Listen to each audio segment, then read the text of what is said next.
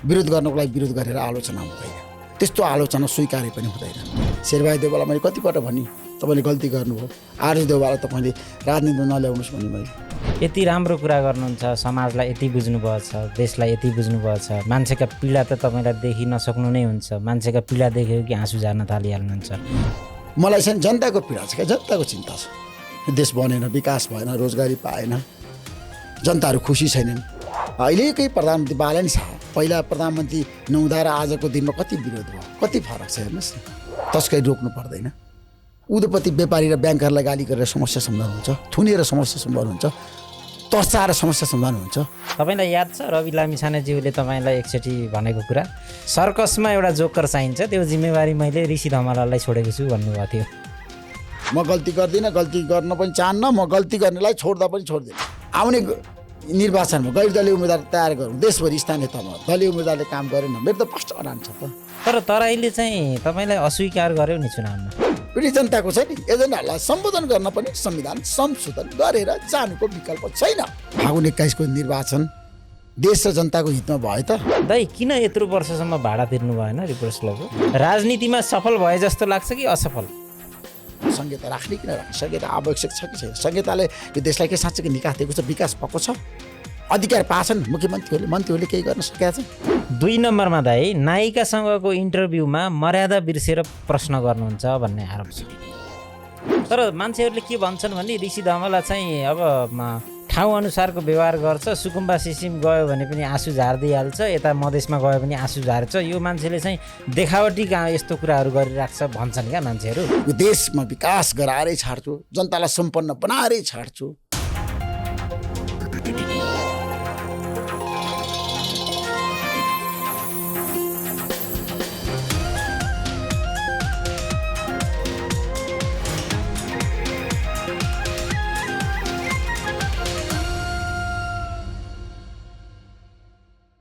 नमस्ते दर्शकवृन्द, आजको यो नयाँ श्रृङ्खलामा तपाईँलाई धेरै धेरै स्वागत छ। तपाईँहरूले हाम्रा यी पडकास्टका थम्बनेलहरू हेरेर थाहा पाइसक्नु भयो आजको गेस्ट को हुनुहुन्छ भनेर।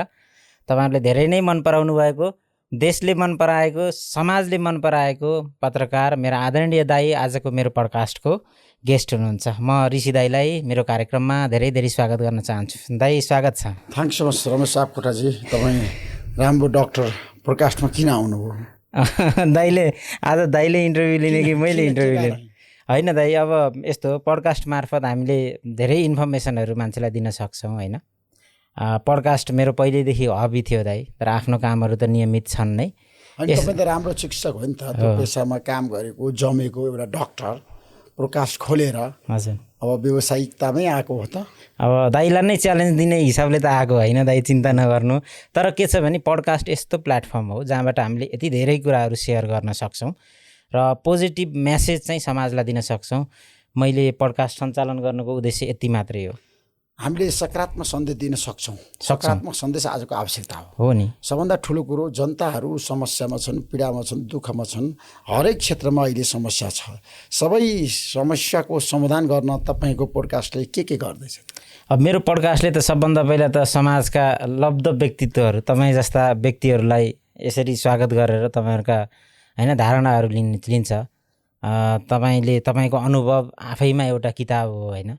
तपाईँ जस्ता व्यक्तिहरूलाई पडकास्टका अरू श्रृङ्खलाहरूमा पनि मैले ल्याउँदैछु र म यो मानेमा खुसी छु कि ऋषि दाईले सहजै यो पडकास्टको मेरो निमन्त्रणालाई स्वीकारेर आफ्नो बिजी स्केड्युलमा हुनुहुन्थ्यो।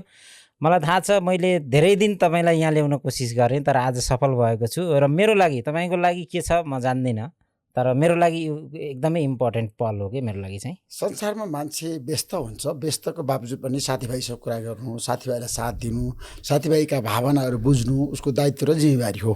त्यसैले तपाईँलाई मैले हार्न सकिनँ। पछिल्लो समय म पोडकास्टमा नजाने पक्षमा थिएँ। हजुर, धेरैले मलाई आग्रह गरेका थिए। धेरै साथी तपाईँको कार्यक्रम हेरेपछि मसँग रिसाउनुहुन्छ। मेरा परम मित्रहरू जसले प्रकाश खोलेर बस्नु भएको छ, उहाँहरूले पनि मलाई बारम्बार आग्रह अनुरोध गर्नुभएको थियो, एकपटक आइदिनुहोस् प्रकाशमा आफ्नो कुरा राखिदिनुहोस् भनेर। अब तपाईँ कहाँ आएको छु, धेरै साथीहरू रिसाउनु होला, सबैलाई भन्छु नरिसाउनु होला, म तपाईँकै साथमा छु। अहिले रमेश सापकोटा कहाँ छु, अब 1-2 महिनापछि तपाईँको बिचमा पनि आउन सक्छु।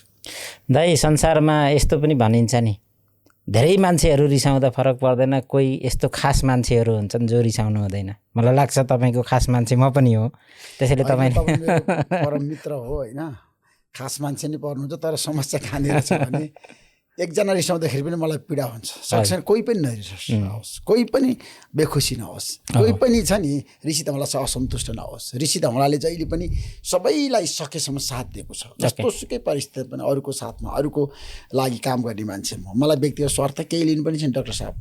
मलाई व्यक्तिगत इन्ट्रेस्टमा काम गर्नु पनि छैन, नेसनल इन्ट्रेस्टमा काम गर्ने हो, देश बनाउने हो, देशको विकास र समृद्धिमा लाग्ने हो, देशमा भएका कुरीति, विकृति, विसङ्गति, अन्याय र अत्याचारको विरुद्ध लड्ने हो, देशलाई विकास निर्माणमा अगाडि बढाउनु, तीव्र गति विकास हुनुपर्छ, नेपालले फड्को मार्नुपर्छ, भ्रष्टाचार अन्त्य हुनुपर्छ, सुशासन हुनुपर्छ, देशमा प्रगति र उन्नति हुनुपर्छ, युवाहरूले रोजगारी पाउनुपर्छ।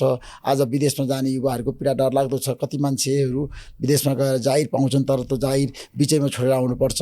श्रमको समस्या छ खाडी मुलुकमा, राम्रोसँग नेपालीहरूले काम पाउँदैनन्। विदेश जाने नेपालीहरूको पीडा पनि डरलाग्दो छ। युरोप, अस्ट्रेलिया अथवा अमेरिका, क्यानाडा, जापान, जहाँ जहाँ नेपालीहरू पुगेका छन् त्यहाँ पनि समस्या छ। किनभने उनीहरूले मलाई भन्छन्, लौ न विदेशमा त आइयो तर पनि यहाँ समस्या छ भन्छन्। अहिलेको राज्यले, वर्तमान सरकारले, बालनशाहको नेतृत्व सरकारले गरिब निमुखा असहाय जनताको लागि काम गर्नु पर्यो, गरिबलाई साथ दिन पर्यो। हाम्रो देश अझै पनि गरिबीको रेखामुनि छ। उनीहरूलाई कसरी सम्पन्न बनाउने, कसरी विकास गर्ने, कसरी यो देशको प्रगति र उन्नतितिर लिएर जाने, जनताहरूलाई कसरी खुसी राख्ने। जनता निराश छन्। बालनशाहको नेतृत्व दितामतको सरकारले पनि जनताको मन जित्न सकेका छैन। हरेक क्षेत्रका जनताहरूको पीडा छ, हरेक क्षेत्रमा समस्या छ, त्यसको समाधान गर्न सरकारले जसरी पहल गर्नुपर्थ्यो, निराश भएका जनताहरूलाई सरकारले सन्तुष्ट पार्नु पर्थ्यो, खुसी पार्नु पर्थ्यो। त्यतातिर सरकारले म्यानेजमेन्टमा आफूलाई एकदम पोख्त बनाउनु पर्थ्यो। त्यतातिर सरकार चुकेको हो कि अथवा गभर्मेन्टका पोलिसीहरूमा चाहिँ अब व्यापक रूपमा रिफर्म गर्नुपर्ने हो कि यो सरकारले ऐन कानुन र संविधान संशोधन गर्ने तागत छ यसमा। यो सरकार त्यति शक्तिशाली सरकार हो, त्यो लागत राख्छ यसले संविधान संशोधन गर्ने। तर पनि यो सरकारले अहिलेसम्म जनताका मुद्दाहरूमा राष्ट्रिय सहमति कायम गर्न सकेन, भ्रष्टाचारलाई कारवाही गर्न सकेन, जेल कोच्न सकेन। जनताहरू अझै पनि सडकमै छन्। माइतीघर मण्डलामा जानुहोस्, प्रत्येक दिन त्यहाँ विरोध प्रदर्शन भइरहेछ, आन्दोलन भइरहेछ। यति राम्रो कुरा गर्नुहुन्छ, समाजलाई यति बुझ्नुभएको छ, देशलाई यति बुझ्नुभएको छ। मान्छेका पीडा त तपाईँलाई देखि नसक्नु नै हुन्छ। मान्छेका पीडा देखेको कि आँसु झार्न थालिहाल्नुहुन्छ। यति धेरै समाज बुझेको मान्छेलाई पनि समाजको, देशको एउटा तबकाले अलि आलोचनाको दृष्टिले हेर्छ दाइ। तपाईँलाई के छ, किन आलोचना, दाइको आलोचना चाहिँ हुन्छ चाहिँ किन दाइ? आलोचना नभएको मान्छे मलाई एकजना देखाउनु संसारमा। महात्मा गान्धीले भारत स्वतन्त्र गर्नुभयो, उहाँकै हत्या भयो। भारतलाई स्वतन्त्र बनाएको कसले? महात्मा गान्धीले होइन, उहाँको हत्या भएको होइन। नेल्सन मण्डेला जसले अब दक्षिण अफ्रिकालाई कालो जातिबाट मुक्त गरे नि त। त्यहाँ जस्तो तपाईँलाई त्यहाँको जुन शासन थियो नि होइन, गोराहरूको शासन थियो, त्यसलाई मुक्त गरे नि। काला जातिलाई त्यहाँ ठुलो हेला थियो होइन, ठुलो त्यहाँ कष्ट दिएको थियो, दुःख दिएको थियो। नेल्सन मण्डेला जेलमा बस्नुभयो अधिकारको लागि, तर पनि नेल्सन मण्डेलाको त विरोध भयो। मेरो प्रश्न कहाँनिर भन्दाखेरि विरोध जसको पनि हुन्छ इन्टरनेसनली, अब हाम्रो देशमा पनि विरोध हुन्छ। जस्तो बिपी कोइरालाको पनि त विरोध भयो नि त। उहाँ जस्तो एउटा ठुलो दूरदर्शी राजनेता, साहित्यिक कृतिमा अथवा राजनीतिमा एकदम भिजेको, उहाँले लेखेका हेर्नु त किताबहरू, साहित्यिक किताबहरू अहिले पनि किन प्रिय छन्, किन मान्छेहरूले पढ्छन्? किन भन्दाखेरि बिपी कोइराला दूरदर्शी हुनुहुन्थ्यो, उहाँको त विरोध भयो देशमा। भने गिरिजाप्रसाद कोइराला, कृष्ण प्रसाद भट्टराई, गणेशमान सिंह, मनमोहन अधिकारीको त विरोध भयो, जसले परिवर्तनको लागि लडेको हो नि त। अहिलेकै प्रधानमन्त्री बालन शाह पहिला प्रधानमन्त्री नहुँदा र आजको दिनमा कति विरोध भयो, कति फरक छ हेर्नुहोस् न। पहिला मान्छेले बालन शाह भन्थे, एक शब्द पनि उहाँको विरोधमा कोही बोल्थेन। तर आज जताततै प्रधानमन्त्रीको विरोध भइराखेको छ। संसारमा मानव जातिको विरोध तपाईँको नभएको कहाँ छ मलाई बताउनुहोस् त। घरमा श्रीमान श्रीमतीको बिचमा त ठाकठुक पर्छ, द्वन्द्व हुन्छ, विवाद हुन्छ, साथीभाइ इष्टमित्रको बिचमा झगडा हुन्छ, बाउ छोराको बिचमा झगडा हुन्छ, दाइको पनि पर्छ भाउजूसित झगडा। यो समाजको कुरा गरिरहेको छु मैले, हाम्रो देशको अहिलेको समाजको, तपाईँको मानव जातिको कुरा गरिरहेको छु, अन्तर्राष्ट्रिय क्षेत्रको कुरा गरिरहेको छु। विश्वको ठुल्ठुला राजनेता के अमेरिकाको राष्ट्रपतिको, शक्तिशाली राष्ट्रपति होइन, शक्तिशाली मुलुकको महाशक्ति राष्ट्रको राष्ट्रपतिको विरोध भएको छैन। अमेरिकाको राष्ट्रपतिको, चीनको राष्ट्रपतिको विरोध भएको छैन। भारतको प्रधानमन्त्री नरेन्द्र मोदीको अस्ति त्यत्रो ठुलो विरोध भयो, उहाँकै राजीनामा मागे। त्यसैले संसारमा विरोध नभएको मान्छे र विरोध चाहिँ हुँदै नभएको छ नि व्यक्ति कोही पनि छैन। मेरो प्रश्न कहाँनिर भन्दाखेरि मेरो विरोध स्वाभाविक हो। लोकतन्त्रमा त मेरो विरोध भएन भने मैले बोलेका कुराहरूमा सबैलाई चित्त बुझ्नुपर्छ भन्ने छैन। त्यसमा फरक मात्र आउन सक्छ, असहमति हुन सक्छ। लोकतन्त्रको सुन्दरता, बौद्धिकता अथवा लोकतान्त्रिक मूल्य र मान्यताको कुरा गर्ने हो भने जहाँ विरोध हुँदैन त्यहाँ लोकतन्त्र बलियो हुँदैन।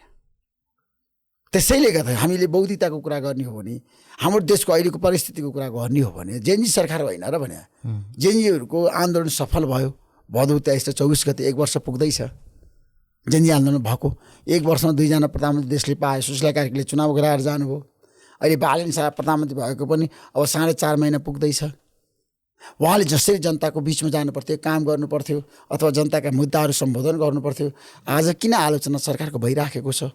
म भन्छु संसारमा छ नि, आलोचनाले मान्छेलाई राम्रो बनाउँछ, सबैले बनाउँछ। आलोचना मान्छेले पचाउन सक्नुपर्छ, तर आलोचना गर्दाखेरि सत्य तथ्यमा टेकेर वास्तविकतामा गएर आलोचना गर्नुपर्छ। हचुवाको भरमा विरोध गर्नको लागि विरोध गरेर आलोचना हुँदैन। त्यस्तो आलोचना स्वीकार्य पनि हुँदैन। मेरो प्रश्न कहाँनिर छ भने 3 करोड जनताले ऋषि धमालालाई चिनेको छ। हामीले विरोध भयो भन्दैमा आत्तिनु हुँदैन, निराश हुनु हुँदैन, हरेस खानु हुँदैन। अहिले प्रत्येक दिन हेर्नु त सोसियल मिडियामा बहस हुन्छ, मेरो विरोध किन भइराखेको छ भन्छन् मान्छेहरू। हिजो एउटा पत्रकार सम्मेलन गर्नुभएको थियो, एउटा अन्तर्क्रिया कार्यक्रम थियो, मिरा ढुङ्गानाले मलाई बोलाउनु भयो, म गएँ। उहाँले भन्नुभयो सबभन्दा बढी विरोध मेरो भइराखेको छ भन्नुभयो। विरोध हुन्छ। जेएनजी आन्दोलनको अगाडि त्यसो भनिरहनु भएको छ। राष्ट्रिय समाज पार्टीको सभापति रवि लामिछानेको जति प्रशंसा हुन्छ त्यति नै विरोध भइराखेको छ। संसारमा गगन थापाको जति विरोध छ त्यति नै प्रशंसा हुन्छ। त्यसैले तपाईँले के सोच्नुपर्छ भने पशुपतिनाथको मन्दिरमा तपाईँ दर्शन गर्न जाँदाखेरि पनि तपाईँले त्यहाँ राम्रोसँग निहालेर हेर्नुभयो भने त्यहाँ खोट देख्नुहुन्छ, तर त्यो खोट तपाईँको कोट्याउने काम होइन नि त। तपाईँ त आफ्नो यात्रामा जाने दर्शन गर्ने आउने हो नि त। भगवान्को दर्शन गर्ने अहिले 7 महिना छ। पशुपतिनाथमा जाने दर्शन गर्ने, शिवको दर्शन गर्ने। अब त्यहाँ के कमी कमजोरी छ भनेर हेर्दै जाने कि दर्शन गरेर फर्कने।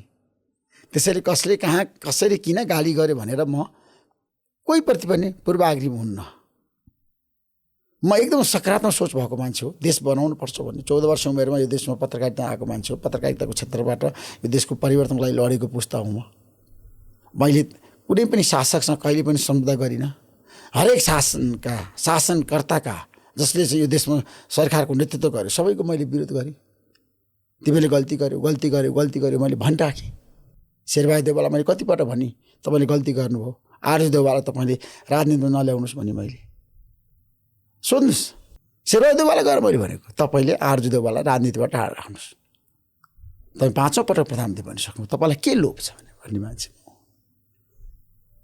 म अस्ति प्रधानमन्त्री बालन शाहको टिमसँग थिएँ। मैले भने सबैलाई संसारमा अब तपाईँ विरोध भयो भनेर आत्तिनु हुँदैन। राज्यमा बस्ने सरकारमा बस्ने मान्छेको त विरोध हुन्छ त। जसले शासन हाँकेको छ त्यसको विरोध हुँदैन। नेपाली पत्रकारितामा मैले ठुलो योगदान दिएको छु भनेर मैले भनिरहँदा यो जनताको कुरा क्या, म भन्दिनँ। म केही पनि होइन, म सरल मान्छे हुँ। म आफूलाई साधारण मान्छे सम्झन्छु।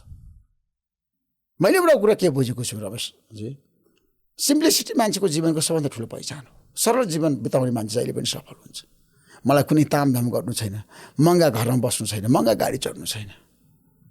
मलाई एक छाक मिठो अथवा नेपाली जनताले जसले जे खाइराखेका छन्, नेपाली जनता भन्छु म, 3 करोड नेपाली जनताले जे खाइराखेका छन् म त्यही खान्छु। मलाई चाहिँ जनताको पीडा छ क्या, जनताको चिन्ता छ। यो देश बनेन, विकास भएन, रोजगारी पाएन, जनताहरू खुसी छैनन्, आत्महत्या बढिरहेछ। तपाईँ त डाक्टर हो, डाक्टर रमेश, समस्या छ नि त। हामीले राम्रोसँग जनताहरूलाई साँच्चीकै मन शान्तिका साथ अगाडि बढ्नुपर्छ भनेर भनिरहँदाखेरि कसैको मन पनि अलि शान्ति छैन। रिस, राग, द्वेष, द्वन्द्व, विवाद, झगडा, एक आपसमा मान्छेहरू आत्मदाह गर्न थाले, आत्महत्या गर्न थाले। आत्महत्याको सङ्ख्या प्रत्येक दिन बढिराखेको छ। समाज अपराधीकरणतिर गइरहेछ। जनताहरू ठुलो पीडामा छन्। अब जनताको पीडालाई साथ दिनु पर्यो क्या। मेरो प्रश्न सबभन्दा ठुलो कुरो जनता हो, देश र जनता हो।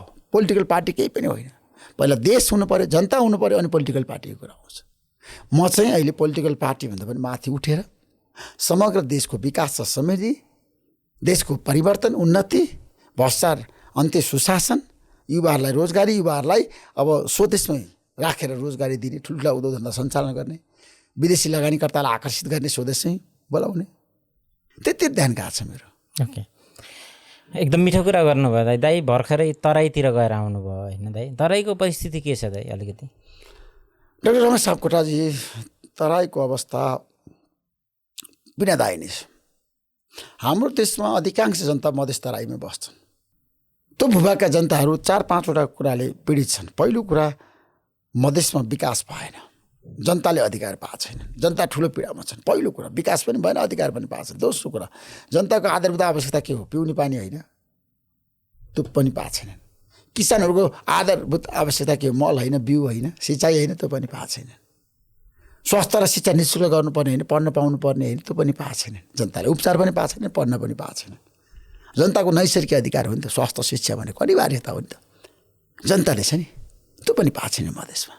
म देशकै कुरा गर्छु, मधेसको भन्दा पनि। मध्य प्रदेशमा अस्ति म गएर है मैले 11वटा जिल्लाको भ्रमण गरेँ। 11वटा जिल्लाको 4 दिनमा। पर्साबाट सुरु भएको मेरो यात्रा मोरङसम्म आइपुग्यो। हरेक जिल्लाको मैले भ्रमण गरेँ, उदयपुरको नि मैले भ्रमण गरेँ।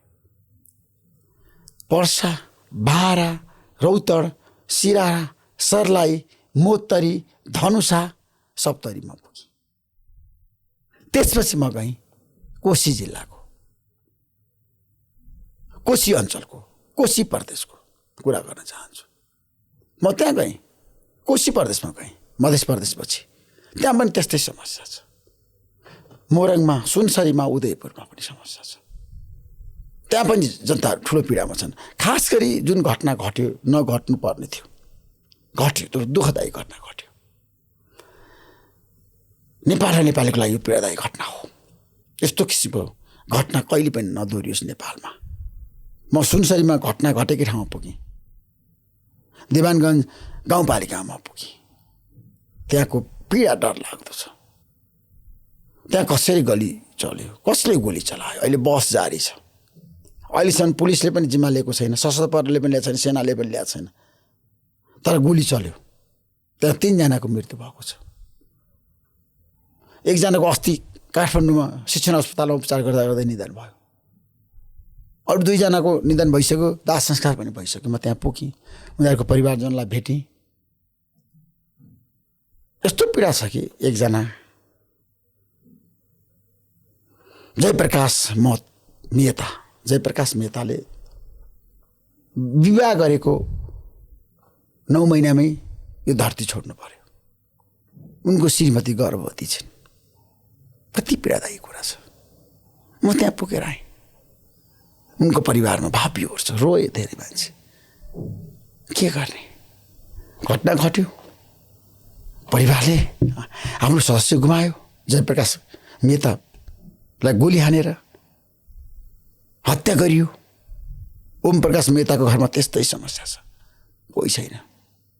आमाले खाना नखाएको 7 दिन भयो। त्यहाँ छोराको चाहिँ निधन भइसकेपछि, थाहा पाइसकेपछि आमाले खाना नखाएको 7 दिन भयो। त्यो घरमा रुवाबासी छ, भाव विहोर छ। आउने मान्छे सबै रुन्छन्, आँखामा आँसु झार्छन्। कस्तो पीडा छ। म पुग्दाखेरि सबै रोए, घरका मान्छेहरू, कोही पनि बाँकी रहेन। कति पीडा छ त त्यो घरमा। दुवै घरमा म पुगेँ, त्यहाँ त्यस्तै पीडा छ। त्यसपछि गणेश यादवको घरमा पुगेँ। उसको दाई, उसको बहिनी, उसको हजुरबा, आमा, बुवा यति रोए, यति रोए, यति रोए। गाउँै रोयो, गाउँै रोयो। आँसुको त्यहाँ खोलै बग्यो। त्यति धेरै मान्छे रोए त्यहाँ। आँखामा आँसु नभएको मान्छे कोही पनि थिएन त्यहाँ। गणेशको घरमा पुग्दाखेरि, गणेश यादवको घरमा पुग्दाखेरि म पनि भाव विहोर भएँ। उनीहरूको माग के छ? केही पनि छैन ठुलो माग। आज माइतीघर मण्डलामा पनि धर्ना कार्यक्रम छ, उनीहरू धर्नामा आइराखेका छन्।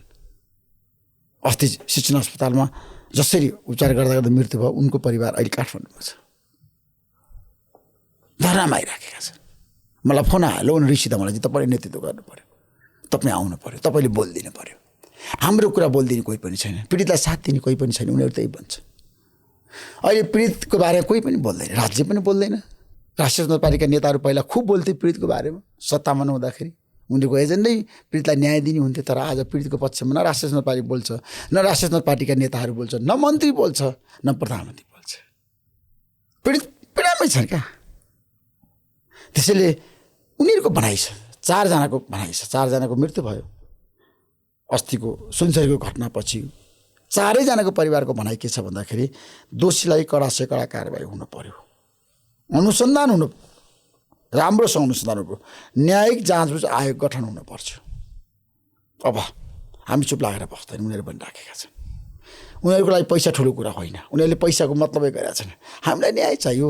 हाम्रो होनार युवाहरूको हत्या गरियो, मृत्यु भइसकेको छ, हामीलाई केही पनि चाहिँदैन, हामीलाई न्याय चाहियो। मैले सरकारलाई भनेको छु, अस्ति गृहमन्त्रीलाई भेटेँ मैले, सुदन गुरुङजीलाई मैले भनेको छु, पोस्टरमा भनेको छु। म प्रधानमन्त्रीलाई पनि भेट्दैछु, सभामुखलाई पनि भेट्दैछु, सबै पोलिटिकल पार्टीका नेताहरूलाई पनि भेट्दैछु। अब देशमा कसरी राष्ट्रिय सहमति कायम गर्ने, कसरी देशलाई एक ढिक्का बनाउने। देश अहिले सङ्कटमा छ। यो सङ्कटको समाधान भनेको राष्ट्रिय सहमति हो, मेलमिलाप हो, एकता हो, सहकारी हो, सबैलाई मिलाउने हो। कसैलाई निश्चित गरेर कोही पनि कहीँ पुग्न सक्दैन। डर साहब सबैसँग हातेमालो गर्नु पर्यो। देश बनाउने नेतृत्वकर्ताले पनि, प्रधानमन्त्रीले पनि सर्वदलीय बैठक राख्नु पर्यो, डिस्कसन गर्नु पर्यो, देशभरिका नागरिक बोलाउनु पर्यो, पीडितहरूलाई बोलाउनु पर्यो, हरेक तरह तपाईँसँग बस्नु पर्यो। प्राइम मिनिस्टर देशले अहिले खोजेको प्रधानमन्त्री भनेको 24 घण्टा जनताको बिचमा रहोस्, जनताको समस्या बुझिदियोस्, जनतासँग मिलेर काम गरोस्, जनताको समस्या समाधान गर्न प्रधानमन्त्री स्वयं लागोस्। सबैको चाहना त्यही होइन र? तर खोइ त प्रधानमन्त्रीको जनतासँगको सम्बन्ध टुटिरहेछ। मैले हिजो पनि एउटा कार्यक्रम भनेको छु, प्रधानमन्त्री र जनताको सम्बन्ध टुटिरहेछ, कमजोर छ। प्रधानमन्त्री जनता कहाँ जानुहुन्न, जनतासँग छलफल गर्नुहुन्न, मिटिङ पनि गर्नुहुन्न, अन्तर्क्रिया पनि गर्नुहुन्न, कुनै सार्वजनिक कार्यक्रम गएर बोल्नु पनि हुन्न। प्रधानमन्त्रीको दायित्व हो नि त जनताको बिचमा गएर बोल्ने, जनताको एजेन्डाहरू सुन्ने, जनताको समस्या बुझ्ने, अनि एक्सनमा जाने, कारबाही गर्ने, गलत गर्नेलाई नछोड्ने, काम गर्ने भनेर प्रधानमन्त्रीको दायित्व भनेको। खोइ त काम भएको, खोइ त देशमा सुशासनको प्रत्याभूति जनताले देख्न पाएको। म प्रधानमन्त्रीलाई भन्न चाहन्छु, तपाईँलाई यो अवसर प्राप्त भएको छ देशमा, तपाईँ 5 वर्षकै प्रधानमन्त्री बन्नुहोस्। मैले बारम्बार भनेको छु, बालेन शाह 5 वर्षको प्रधानमन्त्री हो। 5 वर्षसम्म उहाँले काम गर्नुपर्छ, काम गर्न दिनुपर्छ, उहाँलाई सफल प्रधानमन्त्री बनाउनुपर्छ। तर मैले भनेर मात्रै हुँदैन, उहाँले काम गर्नु पर्यो, देश र जनताको पक्षमा बालेन शाह लाग्नु पर्यो, जनताका समस्या समाधान गर्न सरकारले व्यापकमा छलफल गर्नु पर्यो, हरेक पक्षसँग बहस गर्नु पर्यो, छलफल गर्नु पर्यो, हरेकको कुरा सरकारले सुन्नु पर्यो। सरकारको दायित्व र जिम्मेवारी हो पीडितहरूलाई न्याय दिने, पीडितहरूको समस्या सुनेर समाधान गर्ने। देश बनाउने नेतृत्वले फराकिलो छाती बनाएर जानुपर्छ। कोही प्रति पनि बायसनेस हुनु हुँदैन, कोही प्रति पनि पूर्वाग्रही हुनु हुँदैन। देशका नेतृत्वकर्ता भनेको अझै लचिलो हुने, फ्लेक्जिबल हुने, वार्तामा बस्दाखेरि समस्याको समाधान गरिदिने, जनतालाई जसरी हुन्छ सम्पन्न बनाउने, न्याय दिने हो, सुशासन दिने हो, जनतालाई बचाउने हो। अहिले पनि त जनता पीडामा छन् नि। माइतीघर मण्डलमा म अनसन बसिरहनेहरूले मलाई भनिराखेका छन्, सरकार आएन, सरकारले हाम्रो कुरा सुनेन। कति पीडा होला ती मान्छेहरूलाई। यो देश बिचौलियाको हातमा छ, अझै पनि बिचौलिया हटेको छैन। यो देशमा अझै पनि तस्करी, कालोबजारी भइराखेको छ। म सरकारलाई अथवा गृहमन्त्रीलाई, प्रधानमन्त्रीलाई भन्न चाहन्छु, बालोटारबाट नभएको होला, तर बालोटारको टिमले नगरेको होला, तर भइरहेछ, तस्करीहरू भइरहेछ। प्रधानमन्त्रीले ध्यान दिनु पर्दैन, प्रधानमन्त्रीको दायित्व होइन। तस्करी रोक्नु पर्दैन। उद्योगपति व्यापारी र ब्याङ्करलाई गाली गरेर समस्या समाधान हुन्छ, थुनेर समस्या समाधान हुन्छ, तर्साएर समस्या समाधान हुन्छ। सरकारले त सहकार्य गर्ने हो, सबैलाई मिलाउने हो। सरकार भन्दा अभिभावक हो देशको, जनताको, ऊ त निष्पक्ष हुनुपर्छ। कोही प्रति पनि बायसनेस हुनु हुँदैन, कोही प्रति पनि पूर्वाग्रही हुनु हुँदैन, इमान्दारताका साथ काम गर्नुपर्छ। ओके दाइ, अब सरकारप्रति हजुरको जुन रिजर्भेसन छ नि, यस सन्दर्भमा तपाईँले रवि लामे छानेज्यूलाई केही सुझाव दिन चाहनुहुन्छ? अब रविजीले पहल गरिरहनु भएको छ, मप्रति म पूर्वाग्रही छैन, हुन्न पनि। फेरि एउटा कुरो, रविजीले पार्टी सभापतिको नाताले सरकारलाई प्रभावकारी बनाउन, सरकारको समस्या समाधान गर्न उहाँले विभिन्न पक्षमा भेट्नुभयो, सर्वदलीय बैठक राख्नुभयो। सुनसरीको घटना घटिसकेपछि सबैसँग उहाँले चाहिँ वार्ता संवाद गर्नुभयो, धर्मगुरुहरूलाई बोलाउनु भयो, मध्य प्रदेशका सांसदहरू, कोशी प्रदेशका सांसदहरू सबैलाई राखेर छलफल गर्नुभयो, कुराकानी गर्नुभयो। त्यो राम्रो पक्ष हो। राष्ट्रिय स्वतन्त्र पार्टीका सभापतिले गरेको कामको म प्रशंसा गर्न चाहन्छु। अहिले आलोचना गर्नु हुँदैन, आलोचना गर्ने समय पनि छैन। उहाँले अब सरकारलाई हाँक्नको लागि प्रधानमन्त्रीसँग सहकार्य गर्नु पर्यो, प्रधानमन्त्री र पार्टी सभापतिको बिचमा कुरा मिल्नु पर्यो, केमिस्ट्री मिल्नु पर्यो, एक आपसमा चाहिँ कुरा मिल्नु पर्यो। पार्टीले भनेको कुरा सरकारले मान्नु पर्यो, र सरकारका कमी कमजोरी छ भने त्यसलाई सुधार्न पार्टीले पनि दबाब दिनु पर्यो नि त। सरकारले गल्ती गरिरहेको छ, सरकारको चाहिँ छ नि गल्तीलाई ढाकछोप गर्दैन पार्टीले। लोकतन्त्रमा पार्टीले पनि कमी कमजोरी छ भने भन्न सक्नु पर्यो। त्यतिर चाहिँ रवि लामीजीले ध्यान दिनुपर्छ, रविजीले ध्यान दिनुपर्छ। त्यो अवसर उहाँलाई प्राप्त भएको छ। उहाँ अहिले सबभन्दा ठुलो पार्टीको सभापति हुनुहुन्छ। उहाँले सबै शक्तिलाई मिलाउन सक्नुहुन्छ। संविधान संशोधनको कुरा गर्दाखेरि मैले भनेको छु अहिले राष्ट्रिय सहमति गर्नुपर्छ, एउटा दलले चाहेर मात्रै संविधान संशोधन हुँदैन। संविधान संशोधन गर्दाखेरि सबै पक्षसँग गोलमेज सम्मेलन गरेर सबै पक्षलाई समेटेर राष्ट्रिय सहमतिका साथ संविधान संशोधन गर्नुपर्छ। त्यसको नेतृत्व रवि लामिछानेले गरे पनि हुन्छ, म भन्छु। हासिम शाह हुनुहुन्छ, उहाँले गरे र समस्या समाधान भएन भने उहाँले पनि एउटा प्रतिवेदन तयार पार्नु भएको छ। त्यो प्रतिवेदन कार्यान्वयन भएन भने त्यो प्रतिवेदनमा विपक्षीहरूको असहमति छ भने स्वयं रविजीले नेतृत्व गरेर संविधान संशोधन गर्नको लागि व्यापक रूपमा बहस गरे पनि हुन्छ। देशले अहिले खोजेको छ संविधान संशोधन पनि खोजेको छ। संविधान जारीको 10-12 वर्षमा हामी कहाँ कहाँ चुक्यौँ, कहाँ कहाँ कमी कमजोरी भयो। अब संविधान दिवस आउँदैछ असोज 3 गते, त्यसमा व्यापक रूपमा संविधान संशोधनको बारेमा छलफल गरौँ, बहस गरौँ। यो देशलाई साँच्चीकै संविधान परिवर्तन गर्न आवश्यक छ कि छैन। संविधान परिवर्तनको लागि दलले सारेको एजेन्डा अथवा सत्तारूढ गठबन्धनले सारेको अथवा सत्तारूढ दलले अगाडि सारेको एजेन्डा संविधान संशोधनको के ठिक छ, त्यतिर पनि छलफल गरौँ, व्यापक रूपमा बहस गरौँ। हामीले त बहस गरेर छलफल गरेर संवादबाटै समस्याको समाधान खोज्यौँ क्या। दाइ, तपाईँले चाहिँ रवि लामिछानेजीको सन्दर्भमा यति राम्रा कुरा गर्नुभयो। तपाईँलाई याद छ रवि लामिछानेज्यूले तपाईँलाई एकचोटि भनेको कुरा, सर्कसमा एउटा जोकर चाहिन्छ, त्यो जिम्मेवारी मैले ऋषि धमलालाई छोडेको छु भन्नुभएको थियो। रविजीले आफ्नो ठाउँबाट के भन्नुभयो, के बोल्नुभयो, म त्यतिर जान चाहन्न क्या। म कुनै पनि व्यक्तिको आलोचना गर्न चाहन्न। म व्यक्तिगत रूपमा कसैको नै आलोचना गर्न चाहन्न। कुन व्यक्तिले मलाई के भन्यो, कुन व्यक्तिले मेरो बारेमा के टिका टिप्पणी गर्यो, त्यो उहाँलाई नै छोडिदिनुहोस्। म आफ्नो काम निर्भीकताका साथ, इमान्दारिताका साथ देश र जनताको पक्षमा काम गर्छु। मलाई यो देश बन्नु छ, विकास गर्नु छ। म व्यक्तिगत कुरा अहिले कसैको गर्न चाहन्न। रविजीले मेरो विरोध गरे पनि म सहर्ष स्वीकार्छु। त्यसैले कसले कहाँ के बोल्यो त्यो ठुलो कुरा होइन क्या। कसले के गरिराखेको छ देश बनाउन, देश परिवर्तन गर्न, देशमा विकास गर्न, देशको प्रगति र उन्नतिमा, युवालाई रोजगारी दिएर लगानीको वातावरण बनाउन, उद्योग धन्दा सञ्चालन गर्न, बन्द भएको उद्योग धन्दा खोल्नुपर्छ भनेर म लागेको छु। अहिले देशभरिको मेरो एजेन्डै छ त, देशभरिको उद्योग धन्दा खोला भनेर। स्वास्थ्य र शिक्षालाई निःशुल्क देऊ। आउने निर्वाचनमा गैर दलीय उम्मेदवार तयार गरौँ। देशभरि स्थानीय तहमा दलीय उम्मेदवारले काम गरेन। मेरो त स्पष्ट अडान छ त, विचार छ त, दृष्टिकोण छ त। त्यसैले गर्दाखेरि रविजीले के भन्नुभयो, बालनजीले के भन्नुभयो मेरो बारेमा, म त्यतिर जानै चाहन्न। अब बालनजीले मेरो बारेमा ठुलो प्रशंसा गर्नुभएको छ। अन्तर्वार्ता हेर्नु तपाईँलाई कहाँला, उहाँले भन्नुभएको छ तपाईँ जस्तो मान्छे छैन नेपालमा भन्नुभएको छ। अब मैले के गरेँ, ओहो प्रधानमन्त्रीले प्रशंसा गरेँ भनेर म रमाएर हिँड्ने गरेँ म त उहाँले मूल्याङ्कन गर्नुभयो। उहाँको मूल्याङ्कनमा म ऋषि धमला पढेँ, त्यो छोडिदिनुहोस्। त्यसैले कसले कहाँ के भन्छ, मलाई सबभन्दा बढी प्रशंसा कृष्णप्रसाद भट्टराईले गर्नुहुन्थ्यो। उहाँको निधनको दिन म कति पीडामा थिएँ। के गर्नु छ, पहिलो रिपोर्ट सलो वक्तै कृष्णप्रसाद भट्टराई हो। गिरिजाप्रसाद कोइरालाले मलाई त्यत्तिकै माया गर्नुहुन्थ्यो। उहाँको निधनको दिन म सँगै थिएँ, उहाँसँगै। त्यसैले 2067 साल चैत्र 6 गते उहाँको निधन भयो। निधन भएको दिन म सँगै थिएँ। के गर्नु छ, गिरिजाप्रसाद कोइराला जस्तो शान्तिको लागि लडेको नेता, विद्रोहीलाई वार्तामा ल्याएर सहमति गरेको नेता, सात दल र माओवादीको बिचमा सम्झौता गराउने गिरिजाप्रसाद कोइरालाको निर्णायक भूमिका छ। देशलाई आज दिगो शान्ति र विकास चाहिएको छ। त्यसको सुरुवात त गिरिजाले गरे हो नि त। सशस्त्र द्वन्द्वको अन्त्य त उहाँले गराएको हो नि त। मेरो भनाइ कुनै कालखण्डमा कसैको भूमिका महत्त्वपूर्ण हुन्छ, कुनै कालखण्डमा कसैको भूमिका महत्त्वपूर्ण हुन्छ। 7 सालमा बिपी कोइरालाले चाहिँ प्रजातन्त्र आइसकेपछि प्रधानमन्त्री बन्ने मलाई अवसर थियो, तर मान्नु भएन, गृहमन्त्री बन्नुभयो।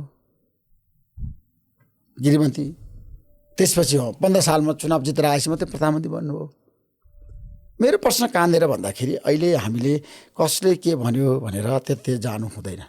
रविजीको बारेमा कुनै पनि नकारात्मक कुरा गर्न चाहन्न। अहिले उहाँलाई जनताले ठुलो अवसर दिएको छ।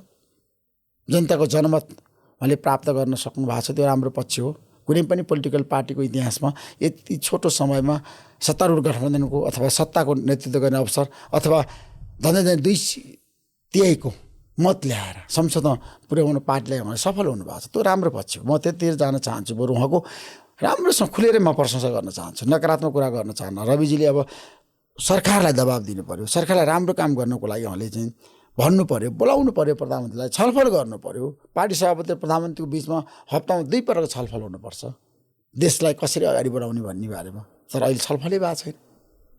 प्रधानमन्त्री र पार्टी सभापतिको बिचमै कुरा भयो भने कसरी समस्याको समाधान हुन्छ? दाइ, तपाईँले संविधान संशोधनको लागि गोलमेज सम्मेलन लगायतका प्लेटफर्महरूमा कुरा गर्नुपर्छ भन्नुभयो होइन। प्रधानमन्त्रीज्यूले त करिब करिब 50 वर्ष नेपाललाई संविधान संशोधन गर्न आवश्यक छैन भन्नुभएको छ नि, यसबारेमा के छ दाइको? संविधान संशोधन गर्नुपर्छ। संविधान संशोधन गर्नुपर्ने कारणहरू धेरै छन्, म अहिले व्याख्या गर्न चाहन्न, यसबारे व्यापक रूपमा छलफल गरौँला।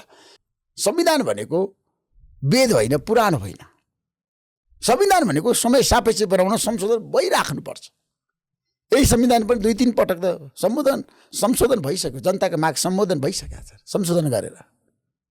त्यसैले संविधान संशोधन आजको आवश्यकता हो। तर संविधान संशोधन गर्दाखेरि के कुरामा ध्यान दिने, राष्ट्रिय सहमति कसरी कायम गर्ने। राष्ट्रिय स्वतन्त्र पार्टीले चाहेर मात्रै, बालेन्सा र रैलामछानेले चाहेर मात्रै संविधान संशोधन हुँदैन, त्यो मैले ठोक्का गरिदिएँ। दुईटै मतले मात्रै संविधान संशोधन गरेर हुँदैन। राष्ट्रिय सहमति, सर्वदलीय सहमति, सर्वपक्षीय सहमति, जनताको सहमति, दलको सहमति, नागरिक समाजको सहमति, कानुनविदको सहमति, सबैको सहमति, पीडितहरूको सहमति, पीडित जनताको छ नि, एजेन्डाहरूलाई सम्बोधन गर्न पनि संविधान संशोधन गरेर जानुको विकल्प छैन। संहिताको बारेमा व्यापक रूपमा बहस भएको छ देशमा। संहिता राख्ने कि नराख्ने, संहिता आवश्यक छ कि छैन, संहिताले यो देशलाई के साँच्चै निकास दिएको छ, विकास भएको छ, अधिकार पाछन् मुख्यमन्त्रीहरूले, मन्त्रीहरूले केही गर्न सकेका छैनन्।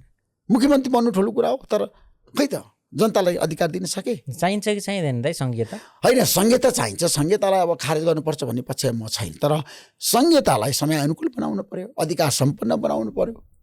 धेरै मन्त्रीहरू बनाउने होइन, धेरै प्रदेश पनि बनाउने होइन। 7वटा प्रदेश किन चाहिन्छ? 5वटा प्रदेश बनाए नि हुन्छ। मन्त्रीको सङ्ख्या किन 10वटा चाहियो, किन 8जना चाहियो? मुख्यमन्त्री चाहिँ 5जनाको क्याबिनेट बनाऊ, छोटो क्याबिनेट बनाऊ, खर्च कटौती गर, जनतालाई राहत देऊ। त्यसैले संहितामा व्यापक रूपमा बहस गरौँ। कस्तो मोडलको संहिता अब देशमा आवश्यक छ? व्यापक रूपमा अधिकारसहित। एउटा मुख्यमन्त्रीले आफूले भनेको कर्मचारी सर्व गर्न सक्दैन, प्रहरी सर्व गर्न सक्दैन, अनि त्यो मुख्यमन्त्रीको भूमिका कति कमजोर छ भन्नुहोस् त। मुख्यमन्त्री भनेको त शक्तिशाली हो नि। आज भारतमा भनिन्छ उत्तर प्रदेशको मुख्यमन्त्री योगी आदित्यनाथले भनेपछि त्यहाँ जे पनि हुन्छ। त्यो किसिमको शक्तिशाली। पहिला नीतिश कुमार मुख्यमन्त्री हुँदाखेरि हेर्नुहोस् बिहारमा कति परिवर्तन गर्नुभयो। मुख्यमन्त्री भनेको शक्तिशाली हुन्छ। नरेन्द्र मोदी नै पहिला मुख्यमन्त्री बनेर पछि प्रधानमन्त्री बन्यो हो नि त। उहाँ गुजरातको मुख्यमन्त्री हुँदा कति परिवर्तन गर्नुभयो, कति लगानीको वातावरण बनाउनु भयो, विश्वका लगानीकर्ताहरूलाई गुजरातमा कति पटक बोलाउनु भयो। त्यसैले मुख्यमन्त्रीहरूको दायित्व र जिम्मेवारी के उहाँले बुझ्नु भएको छैन क्या, बिर्सिनु भयो क्या। मुख्यमन्त्री शक्तिशाली हो क्या। मुख्यमन्त्रीले त चाह्यो भने त जति पनि काम गर्न सक्छ, जनताको समस्या समाधान गर्न सक्छ, तर अधिकार छैन। अधिकार सम्पन्न सरकार, प्रदेश सरकारको निर्माण गरौँ न, प्रदेशको सरकारलाई अधिकार दिउँ, सक्षम बनाऊ। प्रदेशमा समस्या छ, मान्छेहरूले पीडा भइराखेका छन्, न्याय पाएको छैनन्, विकास भएको छैन, प्रदेशमा समस्या छ, पिउने पानी पाउँदैन। अस्ति मैले एउटा गाउँमा पिउने पानी पठाएँ, कहाँ दाइ? पुर्याएँ बागलुङको बडीगाड गाउँपालिका वडा नम्बर 7 मा थानेचौरमा 35 वर्ष भयो पानी पुगेर रहन्छ। 35 वर्ष अस्तिमा पुगी त्यो गाउँमा। त्यहाँको जनताले मलाई भने पिउने पानी चाहियो। 350 घर रहेछ त्यहाँ। मैले गण्डकी प्रदेशको सरकारलाई भने, स्थानीय सरकारलाई भने, सबै पक्षलाई भने, अहिले त्यहाँ पाइप पनि पुग्यो, पानी पनि पुग्यो। हिजोबाट 335 अथवा 65 घरका जनताले पिउने पानी पाए। मैले पहल गरेँ, मलाई हिजो फोन आयो, त्यहाँको जनताले भने अहिलेसम्म 35 वर्षमा कसरी गर्न सके काम रिसित हुनाले गऱ्यो। हामीले पिउने पानी नै पाएका थिएनौँ। हामीले ठुलो दुःख भोग्नु पर्यो। 4-5 घन्टा हामी खोलाबाट पानी बोकेर ल्याउनु पर्थ्यो। कस्तो पीडा थियो। ऋषिजी तपाईँले काम गरिदिनु भयो, पिउने पानी मिलाइदिनु भयो, व्यवस्था गरिदिनु भयो भनेर भने त्यहाँको जनताले। सबभन्दा ठुलो कुरा त्यही हो त। जनतालाई खुसी राख्ने क्या मेरो काम भनेको। दाइ यो तपाईँले तराईको सन्दर्भमा यति राम्रा कुराहरू गर्नुभयो। तराई जाँदाखेरि, तराई मधेसतिर जाँदा तपाईँ अलिक भावुक पनि हुने गर्नुहुन्छ, सायद केही कुराको एट्याचमेन्ट पनि छ होला तपाईँलाई। तर तराईले चाहिँ तपाईँलाई अस्वीकार गर्यो नि चुनावमा। चुनावमा हारजितको कुरा नगरौँ क्या। चुनावमा गएपछि हारजित हुन्छ, स्वाभाविक हो। हाम्रो देशमा कृष्णप्रसाद भट्टराईले 3 पटक चुनाव हारेर 4थो पटक चुनाव जितेर प्रधानमन्त्री बन्नु हो।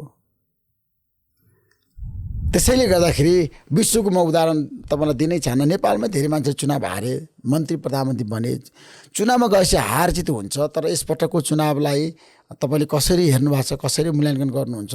फागुन 21 को निर्वाचन देश र जनताको हितमा भयो त? अब अहिले मैले आलोचना गरेँ त प्रश्न धेरै उठ्छ क्या। म आलोचना गर्ने पछि छैन, तपाईँलाई भनिराखेको छु नि। यो चुनावले निकास दिन्छ त? दियो त? राजनीतिक स्थायित्व र विकास आजको आवश्यकता होइन। दुईटै मतको सरकारले काम गर्न पाएको छ त। सरकार राम्रोसँग जनताको जनप्रिय बनेर काम गर्न सकेको छ त। सरकारले साँच्चै देशको परिवर्तन आत्मसात गरेर गएको छ त। भ्रष्टाचारलाई कारबाही गर्यो त्यो सरकारले जेलमा कोच्न सक्यो, थुन्न सक्यो त। सरकार छ नि पूर्वाग्रही भएन। सरकारले कहिले पनि कोहीप्रति पनि पूर्वाग्रही राख्नु हुँदैन। लोकतन्त्रमा असहमति राख्नेहरूलाई, असहमति चाहिँ व्यक्त गर्नेहरूलाई पनि सरकारले के गर्नुपर्छ, सँगै लिएर जानुपर्छ। सरकारको काम हो। सरकार भनेको जनताको हो। त्यसैले सरकारको अहिले आलोचना गर्नु हुँदैन भनेर मैले किन भनिराखेको छु भने बेला भएको छैन। अझै पनि हेरौँ, राम्रो काम गरोस्, बालेन रविको केमिस्ट्री मिलोस्। मेरो त भनाइ त्यही छ। मैले त पहिलेदेखि नै बालेन शाहलाई साथ दिएको, सहयोग गरेको। मेयर हुँदाखेरि मैले 3 पटक अन्तर्वार्ता लिएको, मेयर नहुँदाखेरि अन्तर्वार्ता लिएको, सहयोग गरेको। उहाँ राम्रोसँग जनताको बिचमा जानुहोस्, सफल प्रधानमन्त्री बन्नुहोस्, 5 वर्ष काम गर्नुहोस्। मेरो शुभकामना छ बालेनजीलाई। बालेन शाहज्यूले तपाईँसँग प्राइम टाइम्समा टेलिभिजनमा इन्टरभ्यू दिँदा तपाईँको एकदम तारिफ गर्नुभएको थियो होइन। तपाईँको सङ्घर्षलाई लिएर उहाँले चाहिँ नजिकबाट आफूले एकदम अब्जर्भ गर्नुभएको रहेछ क्यारे होइन। तपाईँ रातिसम्म पनि नेताको घरमा नथाकिकन इन्टरभ्यू लिन बस्ने लगायतका कुरामा एकदम तारिफ गर्नुभएको थियो होइन। त्यो कुरामा केही छ दाइको, केही भन्नु छ? ठिक छ, मान्छेले आफ्नो प्रशंसा आफै गर्नु हुँदैन।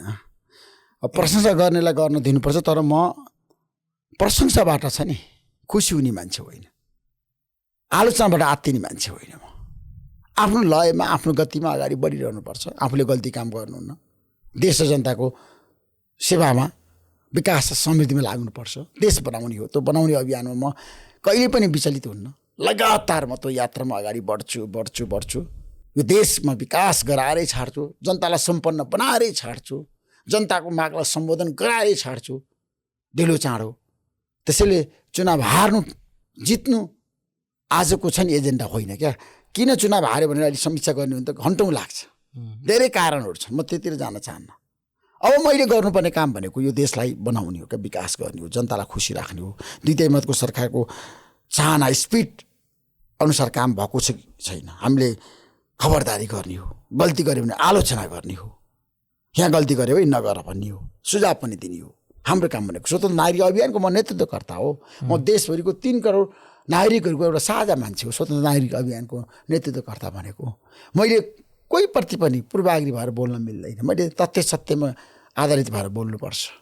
ओके, अहिलेको सरकारको विकल्प पुराना दलहरूको सरकार हुनसक्छ र दाइ? फेरि नयाँ सरकार बनेको छ भर्खरै, 4 महिना भइराखेको छ। जेन्जी आन्दोलनपछि निर्वाचन भयो, फागुन 21 निर्वाचनले अब बालेन शाहलाई प्रधानमन्त्री बनाइसकेका छ। बालेन शाहले काम गरिरहनु भएको छ। अहिले सरकार परिवर्तनको कुरा गर्नु पनि हुँदैन। अहिले नयाँ दलले सरकार चलाइराखेको छ। बालेन शाहको नेतृत्वको सरकारलाई सफल बनाउनुपर्छ। गल्ती गऱ्यो भने हामीले खबरदारी गर्ने हो, गल्ती किन गर्यो भनेर भन्ने हो। अहिले सरकार परिवर्तन गर्ने पक्षमा म छैन। त्यसमा नयाँ दल पुरानो दल कोही पनि सफल हुँदैन क्या। जो लाग्यो पनि सफल हुँदैन। अहिले सरकार परिवर्तन हुँदैन, परिवर्तनको आवश्यकता छैन भन्छु म रमेशजी। तर यो अहिलेका पुराना दलहरूले के भन्छन् भने दाइ, यो यिनीहरू त सिंहदरबार जलाएर, भालुवाटार जलाएर होइन, देशका संरचनाहरू ध्वस्त पारेर आएको सरकार हो। यसबाट के हुन्छ भने खास यो संरचनाहरू यो सरकारले जलाएको हो, यिनै मान्छेहरूले जलाएका हुन्। दाइले आज चाहिँ नलुकाइकन कुरा नचपाइकन अलिकति भन्दैन? अब म त्यतिर पनि जान चाहन्न। कसले सिंहदरबार जलायो, कसले सर्वोच्च अदालत जलायो, कसले संसद भवन जलायो, सबलाई थाहा छ त्यो कुरा, आइसकेको छ। भन्नु न दाइको मुखबाट। अहिले मैले आग्रह पूर्वाग्रह राखेर म स्वतन्त्र नागरिक अभियानको नेतृत्वकर्ता हो। म कोहीप्रति पनि बायसनेस छैन। दाइ अरूलाई चाहिँ जनता जान्न चाहन्छन् भन्दै भित्रैबाट चाहिँ कुरा खोल्न लाउने, आफू यहाँ कुर्सीमा बस्दा चाहिँ होइन म भन्न चाहन्न, म चाहिँ रिजर्भ बस्न चाहन्छु भन्ने यो चाहिँ होइन। मैले असहमति व्यक्त गरिरहँदाखेरि पनि कतिपय कुरामा छ नि आफ्नो कुरा राखिरहँदाखेरि पनि मैले सकारात्मक भएर राख्नुपर्छ भन्छु। म अहिलेको नेतृत्व सरकारलाई मैले आलोचना गरेर समय खेर फाल्न चाहन्न। पहिलो कुरा, यो सरकारले गर्नुपर्ने काम धेरै छ, जनताको मन जित्न सकेका छैन। तर अब भदौ 23 र 24को घटना कसरी भयो, कसले गर्यो भन्ने कुरा सबै कुरा बाहिर आइसकेका छ। आएको प्रतिवेदन बाहिर आइसकेका छ। त्यसैले अब हामीले अहिले त्यो घटनालाई फलानाले घटायो, फलानाको निर्देशना भयो भनेर समय खेर नफालौँ। सबैलाई थाहा छ, जनताले थाहा पाइसकेका छन्, नेतृत्वकर्ताले थाहा पाइसकेका छ। अब देश बनाउने अभियानमा लाग्ने हो, देशमा जनतालाई खुसी राख्ने हो, जनता सम्पन्न बनाउने हो, यहाँ लगानीको वातावरण बनाउने हो, ठुल्ठुलो उद्योग धन्दा सञ्चालन गर्ने हो, कि फ्याक्ट्री 50 लाख टुरिस्ट ल्याउने हो, विश्वका पर्यटकहरू ल्याउने हो, अमेरिकाबाट, युरोपबाट, चाइनाबाट, भारतबाट टुरिस्टहरू आउने वातावरण बनाउने हो, देशलाई विकास गर्ने हो। कि पावर सेन्टरसित डर लाग्यो तपाईँलाई? मलाई कोहीसँग पनि डर छैन। म राजाको शासनमा कोहीसँग नडराएको मान्छे, बहुदलीय व्यवस्थामा पनि म कोहीसँग पनि नरहेको मान्छे, दलको नेताहरूसँग म कहिले पनि सम्झौता नगरेको मान्छे, गल्ती गर्दाखेरि उनीहरूले गल्ती गरेकै हो भनेर भन्न सक्ने मान्छे। त्यसैले म अहिले राज्यसँग डराउनु पर्ने कारणै छैन, तर म राज्यको विरोध गर्नु को लागि गर्नुपर्छ भन्ने पक्षमा छैन। यो समय सापेक्ष हुनु पर्यो। सही कुरा। यो जनताका मुद्दाहरू यस्तो जल्दो बल्दो गरी उठाउने रिपोर्टर्स क्लबको ढोकामा चाहिँ फेरि अलि तालचा लागेको छ। अब रिपोर्टर्स क्लब खुल्दैछ त, हिजो पनि कुरा भयो हाम्रो, छिट्टै सरकारसँग कुरा भइसकेको छ। सरकारले अब छिट्टै रिपोर्टर्स खुलाउने पहल गरिराखेको छ। खुल्ला रिपोर्टर्स क्लब, नखुले हामी अदालत जान्छौँ, रिपोर्टर्स क्लब खुलाउँछौँ। दाइ किन यत्रो वर्षसम्म भाडा तिर्नु भएन रिपोर्टर्स क्लबको? भाडा हामीले तिरेका थियौँ, बिचमा कोरोना आयो, कोरोनाको कार्यकालमा समस्या आयो, त्यतिखेरको प्रधानमन्त्रीले हामीले भन्यौँ, उहाँहरूले भन्नुभयो कोरोनाको कार्यकालको तपाईँले तिर्नु पर्दैन भन्नुभयो। किनभने 2 वर्ष कोरोनाको कार्यकालमा हामीले कुनै कार्यक्रम गरेनौँ, सेनाको नियन्त्रणमा थियो होइन, त्यहाँ तालचा लागेको थियो रिपोर्टर्स क्लबमा। अब त्यहाँ समस्या थियो। 2 वर्ष पछि हामीले चाहिँ कोरोना हटिसकेपछि फेरि रिपोर्टर्स क्लब हामीले चलायमान बनायौँ, तर पनि रिपोर्टर्स क्लबले तिर्नुपर्ने केही पैसाहरू बाँकी थियो, हामीले तिरिसकेका छौँ। अब स्पष्ट रूपमा हामी सरकारलाई भन्न चाहन्छौँ, हामीले तिर्नुपर्ने पैसा तिरिसकेपछि अब सरकारले रिपोर्टर्स क्लब खोल्नुपर्छ। रिपोर्टर्स क्लब खोल्नुको विकल्प छैन। रिपोर्टर्स क्लब देश र जनताको पक्षमा, लोकतन्त्रको पक्षमा, विधिको शासनको पक्षमा, कानुनी राज्यको पक्षमा लडेको संस्था हो। यसले कहिले पनि कोहीसँग पनि सिस्टमको लागि सम्झौता गरेन। 62-63 सालको आन्दोलनको पत्रकारको नाताले मै नेतृत्वकर्ता थिएँ, मैले व्यापक बहस गरेँ, जनताहरूलाई भने हामी लोकतन्त्रको पक्षमा उभिनुपर्छ, लोकतन्त्रको विकल्प छैन भनेर भने मैले लगातार रिपोर्टर्स क्लबमा मैले कर्फ्यू लागेको बेला पनि, आन्दोलनको बेला पनि प्रत्येक दिन बहस गरेँ। एक दिन नरहरि आचार्य आउनुभयो, अफिसमा ढोकामा तालचा लागेको थियो, सरकारले तालचा लगाएको थियो, कर्फ्यू लागेको थियो नि तल, तर पनि हामीले सडकमै कर्फ्यूको बेलामा पनि कार्यक्रम गऱ्यौँ। सडकमा कर्फ्यूको बेलामा कार्यक्रम गऱ्यौँ, कर्फ्यू लागिरहँदाखेरि पनि। त्यसैले हामीले लोकतन्त्रको लागि कहिले पनि कोहीसँग सम्झौता गरेका छैनौँ। हामी लोकतन्त्र, विधिको शासन र कानुनी राज्यको पक्षमा छौँ, अभिव्यक्ति स्वतन्त्रको पक्षमा छौँ। रिपोर्टर्स क्लबले जहिले पनि पीडितहरूलाई न्याय दिएको छ। गरिब निमुखा असहाय जनताको पक्षमा उभिएको संस्था हो रिपोर्टर्स क्लब भनेको। आर्थिक रूपमा चाहिँ हामी अब सबल नभए पनि रिपोर्टर्स क्लबलाई जनताले साथ दिएको छ क्या, जनता। किनभने जनताको एकजना सबभन्दा बढी उठान रिपोर्टर्स क्लबमा भएको छ। प्रत्येक दिन त पीडित आउँथे, पीडितहरूको रुवावासी हुन्थ्यो, हार गुहार हुन्थ्यो, उनीहरूले न्यायको लागि कराउँथे, हामीलाई न्याय चाहियो भन्थे। रिपोर्टर्स क्लब धेरै मेहनत गरेर दाइले यहाँसम्म ल्याउनु भएको है दाइ, धेरै सङ्घर्ष गरेर। रिपोर्टर्स क्लबको स्थापना 2054 सालमा भयो। त्यतिखेर चैत्र 17 गते तत्कालीन नेपाली कङ्ग्रेसका संस्थापक नेता कृष्णप्रसाद भट्टराईले उद्घाटन गर्नुभएको हो। कृष्णप्रसाद भट्टराई रिपोर्टर्स क्लबको पहिलो वक्ता हुनुहुन्थ्यो। उहाँले मलाई धेरै माया गर्ने मान्छेमा पर्छु म। कृष्णप्रसाद भट्टराई काङ्ग्रेस संस्थापक नेताले रिपोर्टर्स क्लबको सुरुवात गर्नुभएको। त्यसपछि रिपोर्टर्स क्लबमा धेरै वक्ताहरूले बोले, राष्ट्रिय अन्तर्राष्ट्रिय न्युजहरू बन्यो, धेरै विदेशी नेताहरू आयो, भारतीय नेताहरू आए। भारतीय नेताहरूमा अहिलेको रक्षा मन्त्री राजनाथ सिंह आउनुभयो, दिवंगत भइसक्नु भएको छ प्रणब मुखर्जी भारतीय राष्ट्रपति, उहाँ पनि आउनुभयो। प्रणब मुखर्जी पनि आउनुभयो, सुषमा स्वराज आउनुभयो, उहाँहरू दुवैको निधन भइसकेका छ। धेरै राम्रा मान्छेहरू भारतीय नेताहरू धेरै आए। डिबी त्रिपाठी आउनुभयो, सीताराम येचुरी आउनुभयो, धेरै राम्रा नेताहरू, धेरै शरद यादव आउनुभयो, मुलायम सिंह यादव आउनुभयो, धेरै नेताहरू आउनुभएको छ रिपोर्टर्स क्लबमा। धेरै लालु प्रसाद यादव आउनुभयो, चन्द्रशेखर आउनुभयो होइन। धेरै भारतका दिग्गज नेताहरू अथवा जापानका, चीनका पनि धेरै नेताहरू, राजदूतहरू आएर बोलेको ठाउँ हो। अन्तर्राष्ट्रिय क्षेत्रकै मान्छेहरू आएर बोलेको ठाउँ हो रिपोर्टर्स क्लब। नेपालमा चाहिँ द्वन्द्वको बेलामा अब दिगो शान्ति सबैको चाहना थियो। त्यतिखेर हामीले एन मार्टिन पनि आउनुभयो रिपोर्टर्स क्लब आएर बोल्नुभयो। संयुक्त राष्ट्रको चाहिँ उहाँ शक्तिशाली मान्छे हुनुहुन्थ्यो, शान्ति सम्झौता गराएको मान्छे एन मार्टिन पनि आएर बोल्नु हो। धेरै मान्छे आएर होइन। फेरि ऋषि धमलाले भनेपछि मान्छेहरूले हार्न पनि सक्दैन। रिपोर्टर्स क्लबको इतिहास लामो छ। रिपोर्टर्स क्लबले यो देशको हरेक परिवर्तनलाई साथ दिएको छ, जनताका आवाजहरू बुलन्द गरेको छ, पीडितहरूलाई न्याय दिएको छ, लोकतन्त्र नहुँदाखेरि लोकतन्त्र ल्याउनको लागि लडेको छ, सडकमा अन्तर्क्रिया गरेको छ, अभिव्यक्ति स्वतन्त्रको लागि लडेको छ। म 27 पटक जेल गएँ 2062-63 सालको आन्दोलनमा, जनताको लागि काम गरेँ, परिवर्तनको लागि लडेँ। म रिपोर्टर्स क्लबले पीडितहरूलाई न्याय दिएको छ, गरिब निमुखा जनताको पक्षमा उभिएको छ, देशमा सुशासन चाहिन्छ, चाहिन्छ, भ्रष्टाचार अन्त्य हुनुपर्छ भनेको छ, राष्ट्रिय सहमति चाहिन्छ भनेर संविधान सभाबाट संविधान ल्याउन रिपोर्टर्स क्लबले व्यापक रूपमा ज्ञापन पत्र बुझायो, सबै नेतालाई बहस गर्यो, सडकमा बहस गर्यो, संसदमा दबाब दियो। हो त्यो संविधान ल्याउनको लागि त्यति महत्त्वपूर्ण भूमिका निर्वाह गरेको रिपोर्टर्स क्लब हो संविधान सभाबाट। त्यसपछि सत्तामा गएका नेताहरूलाई हात उठायो, प्रश्न गर्यो, औँला ठडाएर प्रश्न गरेका छ नि त। हो हामीले त नेताहरूले काम गरेन, भ्रष्ट भयो, भ्रष्टीकरणतिर गए, नेताहरू राम्रोसँग काम गरिदिएको भए, नेताहरू गम्भीर भएको भए यो अवस्था आउँथेन भनेर कतिपटक भन्यौँ, कतिपटक बहस गऱ्यौँ, कतिपटक जनताको एजेन्डामा हामी लाग्यौँ। दाइ अनि यो पैसा भुक्तानी गरिसकेपछि पनि फेरि किन तालचा खोलेन सरकारले? अब सरकारलाई सोध्नुहोस्, तपाईँले प्रधानमन्त्रीलाई सोध्नुहोस्, अर्थमन्त्रीलाई सोध्नुहोस्, सञ्चार मन्त्रीलाई सोध्नुहोस्, गृहमन्त्रीलाई सोध्नुहोस्, डाक्टर रमेश सापकोटा तपाईँको राम्रो छ, किन नखोल्या रिपोर्टर्स क्लब भनेर भन्नुहोस्, बहस गर्नुहोस्, फिल्डमा जानुहोस्, अन द स्पट जानुहोस्, रिपोर्टिङ गर्नुहोस्, देखाउनुहोस्। देश र जनताको पक्ष लडेको संस्था, लोकतन्त्रको लागि लडेको संस्था आज लोकतान्त्रिक सरकारले किन बन्द गरिराखेको छ, यसको पछाडिको कारण पत्ता लगाउनुहोस्। हामी त सरकारलाई भनिराखेका छौँ, 48 घण्टाको हामीले अल्टिमेटम दिएको छौँ। त्यो अल्टिमेटममा रिपोर्टर्स क्लब खुलेन भने हामी अदालतमा न्यायको लागि ढोका घचघचाउँछौँ। किन भन्दाखेरि न्यायपालिकाप्रति हामीलाई विश्वास छ, न्यायमूर्तिप्रति हामीलाई विश्वास छ। न्यायमूर्तिहरू चुक्नुहुन्न, न्यायमूर्तिहरूले न्याय दिनुहुन्छ। दाइ अहिलेको गृहमन्त्री त फेरि तपाईँकै प्यारो मान्छे हुनुहुन्छ, अनि उहाँसँग समन्वय गरेर त्यो चाहिँ खोल्न सकिन्न? होइन, कोही पनि कसैको प्यारो हुँदैन, मेरो मित्र हो। होइन तपाईँले मलाई याद छ दाइ, मलाई याद छ सुदन गुरुङजीको इन्टरभ्यू पनि तपाईँले प्राइम टाइम्स टेलिभिजनमा पहिलोपटक तपाईँले लिनुभएको हो, र त्यति बेला मलाई याद छ तपाईँले मलाई समन्वय गर्ने जिम्मेवारी दिनुभएको थियो। मैले चाहिँ सुदन गुरुङजीलाई बानेश्वरबाट उहाँको रातो गाडीमा प्राइम टाइम्स टेलिभिजनको स्टुडियोमा लगेर सुरुमा तपाईँलाई अहिले सम्झाइहालौँ, सुरुमा उहाँ इन्टरभ्यू दिन मान्नुभएको थिएन। म त्यति चाहिँ वक्ताको रूपमा स्पष्ट छैन, मेरो फ्लुएन्सी राम्रो छैन भनेर भन्नुभएको थियो। पछि तपाईँले राम्रोसँग कन्भिन्स गरेपछि उहाँले राम्रो इन्टरभ्यू दिनुभएको, सायद तपाईँलाई त्यो घटना याद छ। अब त्यति राम्रो सम्बन्ध भएको मान्छेलाई अब तपाईँले चाहिँ यो कुरामा समन्वय गर्दिन भन्न सकिँदैन?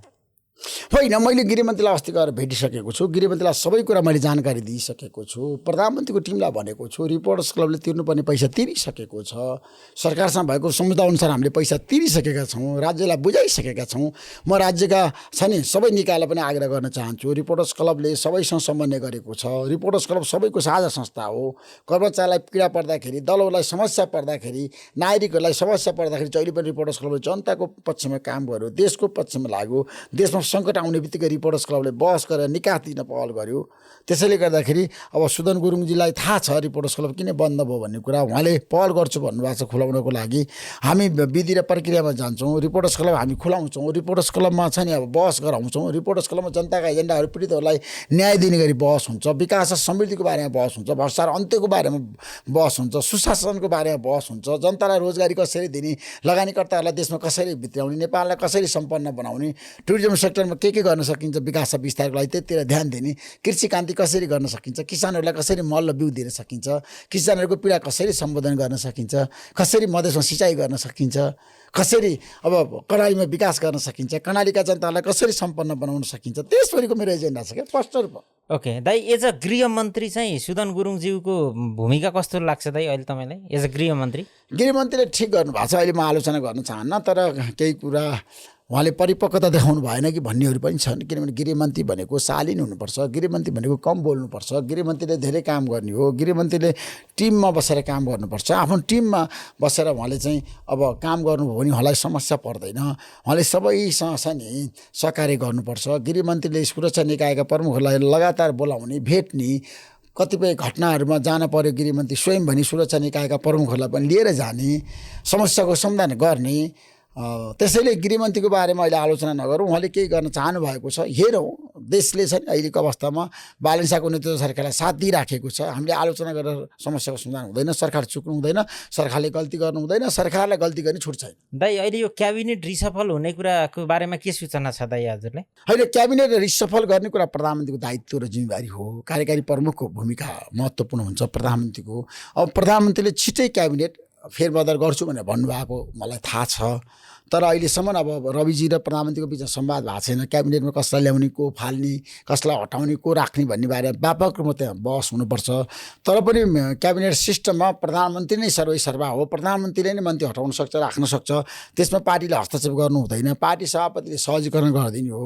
अब प्रधानमन्त्रीलाई काम गर्नु छ, उहाँमा काम गर्ने हुटुटी छ, उहाँले केही परिवर्तन गर्न खोज्नु भएको छ, त्यसलाई पार्टीले साथ दिनु पर्यो। पार्टी सभापति र प्रधानमन्त्रीको बिचमा रेगुलर संवाद हुन पर्यो।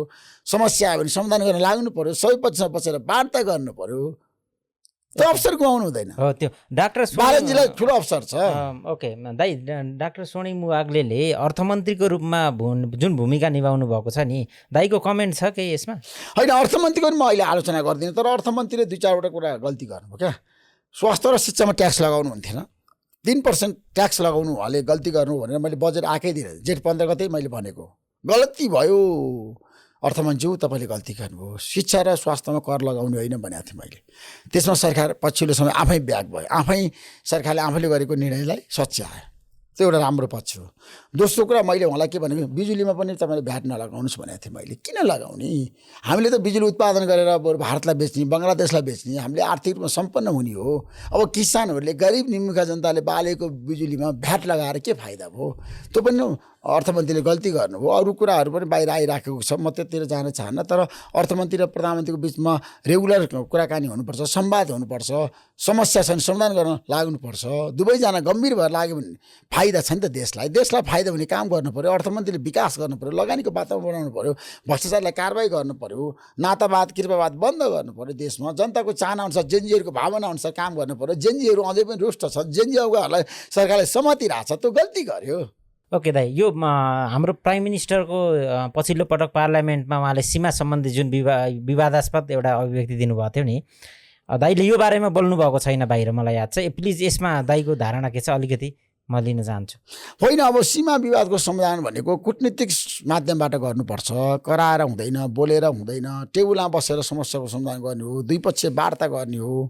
नेपाल भारत सम्बन्ध प्रगाढ बनाउने, सुमधुर बनाउने, नेपालको विकास र समृद्धिमा भारतको साथ लिने, भारत र नेपाल मिलेर जाने, खुला सिमाना छ, रोटीबेटीको सम्बन्ध छ, जनस्तरमा सम्बन्ध छ। यो सम्बन्धलाई देशको विकासको हितमा प्रयोग गर्ने क्या। आर्थिक कूटनीतिमा जाने, मोदीसँग बसेर बालेनले कुरा गर्ने। भारत जसरी विकसित राष्ट्र हुन लागिरहेछ, त्यहाँ विकास तीव्र गतिमा भइराखेको छ। अनि नेपालले किन विकास नगर्ने? नेपालले कहाँ चुक्यो? नेपालको प्रगति र उन्नतिमा साँच्चीकै भारतको कतिको सहयोग र समर्थन हामीले प्राप्त गऱ्यौँ। अब प्रधानमन्त्रीले सदनमा बोलाएको कुरा व्यापकमा चर्चा भयो। अब यसबारे प्रधानमन्त्रीले स्पष्टीकरण फेरि दिनु होला। उहाँको टिमले स्पष्टीकरण दिइसकेका छ। प्रधानमन्त्रीको टिमले भनिसकेका छ। परराष्ट्र मन्त्रीले बताइसक्नु भएको छ। मेरो प्रश्न कहाँनिर भन्दाखेरि अहिले नेपाल भारत सम्बन्धलाई हामीले गिजोल्नु हुँदैन। नेपाल भारत सम्बन्धलाई प्रगाढ बनाउनुपर्छ, सुमधुर बनाउनुपर्छ। भारतीय प्रधानमन्त्री नरेन्द्र मोदीले नेपालको प्रगति, विकास र उन्नति चाहनु भएको छ। स्पष्ट रूपमा मैले 2 पटक भेटेको छु उहाँलाई। उहाँ नेपालको प्रगति, उन्नति र विकास चाहने मान्छे हो क्या नरेन्द्र मोदी। त्यो वातावरण हामीले बनाउनुपर्छ। देशमा लगानीको वातावरण बनाउनुपर्छ। भारतीय लगानीकर्ता, उद्योगपति, व्यापारीलाई स्वदेशमा ल्याउनुपर्छ। नेपालमा ल्याएर व्यापक रूपमा छलफल गरेर नेपाल विकास, प्रगति, उन्नति, जनताको छ नि चाहना अनुसार व्यापक रूपमा लगानीको वातावरण बनाऊ। युवाहरूलाई रोजगारी दिउँ। युवाहरू कति पीडामा छन्, कति समस्यामा छन्। ब्याङ्कले पैसा दिँदैन, ऋण माग्दा पनि पाउँदैन, कति गाह्रो छ। त्यो त हो। अनि लगानी गर्नको लागि उनीहरूले चाहन्छन्, विकास निर्माण चाहन्छ, देश बनाउन चाहन्छ। तर के गर्ने, पैसा छैन। ब्याङ्कले पैसा पनि दिँदैन, जहिले पनि छैन। हाम्रो देशमा ब्याङ्किङ सिस्टममा पनि व्यापक रूपमा परिवर्तन पनि दिएन ब्याङ्कले पैसा। होइन, मलाई त दिन्छ, तर पनि मैले जनताले पाउनु पर्यो। जनता, मैले जनताको मेरो कुरा गरिरहेको छु। समग्र गरिब निमुखा असहाय जनता, आर्थिक रूपमा अहिले मिटर ब्याज पीडित किन बढिरहेको छ? अहिले गाउँघरमा अस्ति म सिराहा जाँदाखेरि त्यहाँको मिटर ब्याज पीडितहरूले भने अब हामीले पैसै पाउँदैनौँ। सरकारले एउटा निर्णय गरिदियो, तमसुकहरू सबै खारेज गरिदियो। अब पैसा चाहिन्छ, बिहा गर्न चाहिन्छ, पूजा गर्न चाहिन्छ, धर्म कर्म गर्न पैसा चाहिन्छ। गाउँघरमा चाहिँदैन पैसा? चाहिन्छ। दाइजो प्रथा अन्त्य भएको छैन अझै पनि। व्यापकमा दाइजो प्रथा छ मधेसमा, कुरीति छ, विकृति छ, विसङ्गति छ, देशमै समस्या छ। त्यसरी दाइजो प्रथा अन्त्य भएन। अनि मान्छेले बिहा गर्नु पर्यो, अनि विभिन्न कार्यहरू गर्दाखेरि पैसा चाहियो। अनि सबैतिर पैसा, मिटर ब्याज लगानीकर्ताहरूले पैसा दिन छोड्यो। अहिले दाइले पनि पहिला पैसा ठुलो कुरा होइन भन्नुहुन्थ्यो, अब पैसा पनि इम्पोर्टेन्ट कुरै रहेछ है दाइ। होइन पैसा चाहिन्छ तर पैसा धेरै भयो भने मान्छे माथिन्छ क्या पैसा चाहिन्छ थोरै पैसा आफूलाई काम चलाउने पैसा चाहियो होइन आफूले काम गरेको व्यवसाय सफल हुनु पर्यो व्यवसायितामा ध्यान दिनु पर्यो जनताहरूको चाहनाअनुसार काम हुनु पर्यो त्यसैले म व्यक्तिगत कुरा गर्न चाहन्ने ठिक छ दाइ यो हजुरको सुकुम्बासी समस्याको लागि सरकारले लिएको पहल कदमीको सन्दर्भमा पनि म छोटो लिन्छु दाइ सुकुम्बासीहरूलाई जसरी सरकारले ट्रिट गर्यो नि दाइको के छ यसमा होइन सुकुम्बासी समस्या दिगो समाधान गर्नुपर्छ दीर्घकालीन पनि समाधान गर्नुतिर लाग्नुपर्छ अब अल्पकालीन नीति लिएर सुकुम्बासी समस्या समाधान हुँदैन सुकुम्बासीहरूलाई चारवटा कुरा गर्नुपर्छ अब सुकुम्बासीहरू धेरै छन् अव्यवस्थित बसोबास गर्नेहरू पनि धेरै छन् उनीहरूलाई व्यवस्थित बसोबासमा राख्नु पर्यो अब सुकुम्बासीहरूलाई घर जग्गा दिनु पर्यो जमिन दिनु पर्यो तपाईँको घाँसबास कपासको व्यवस्था गर्नु पर्यो दायित्व त राज्यको हो सरकारको हो सुकुम्बासी समस्या समाधान गर्न सरकारले जसरी काम गरिराखेको छ त्यो समाधानको बाटोतिर गएको छैन पीडितहरू पीडामा छन् दुःखमा छन् छोराछोरी पढाउन सकेका छैनन् टाढा पठाउनु पर्छ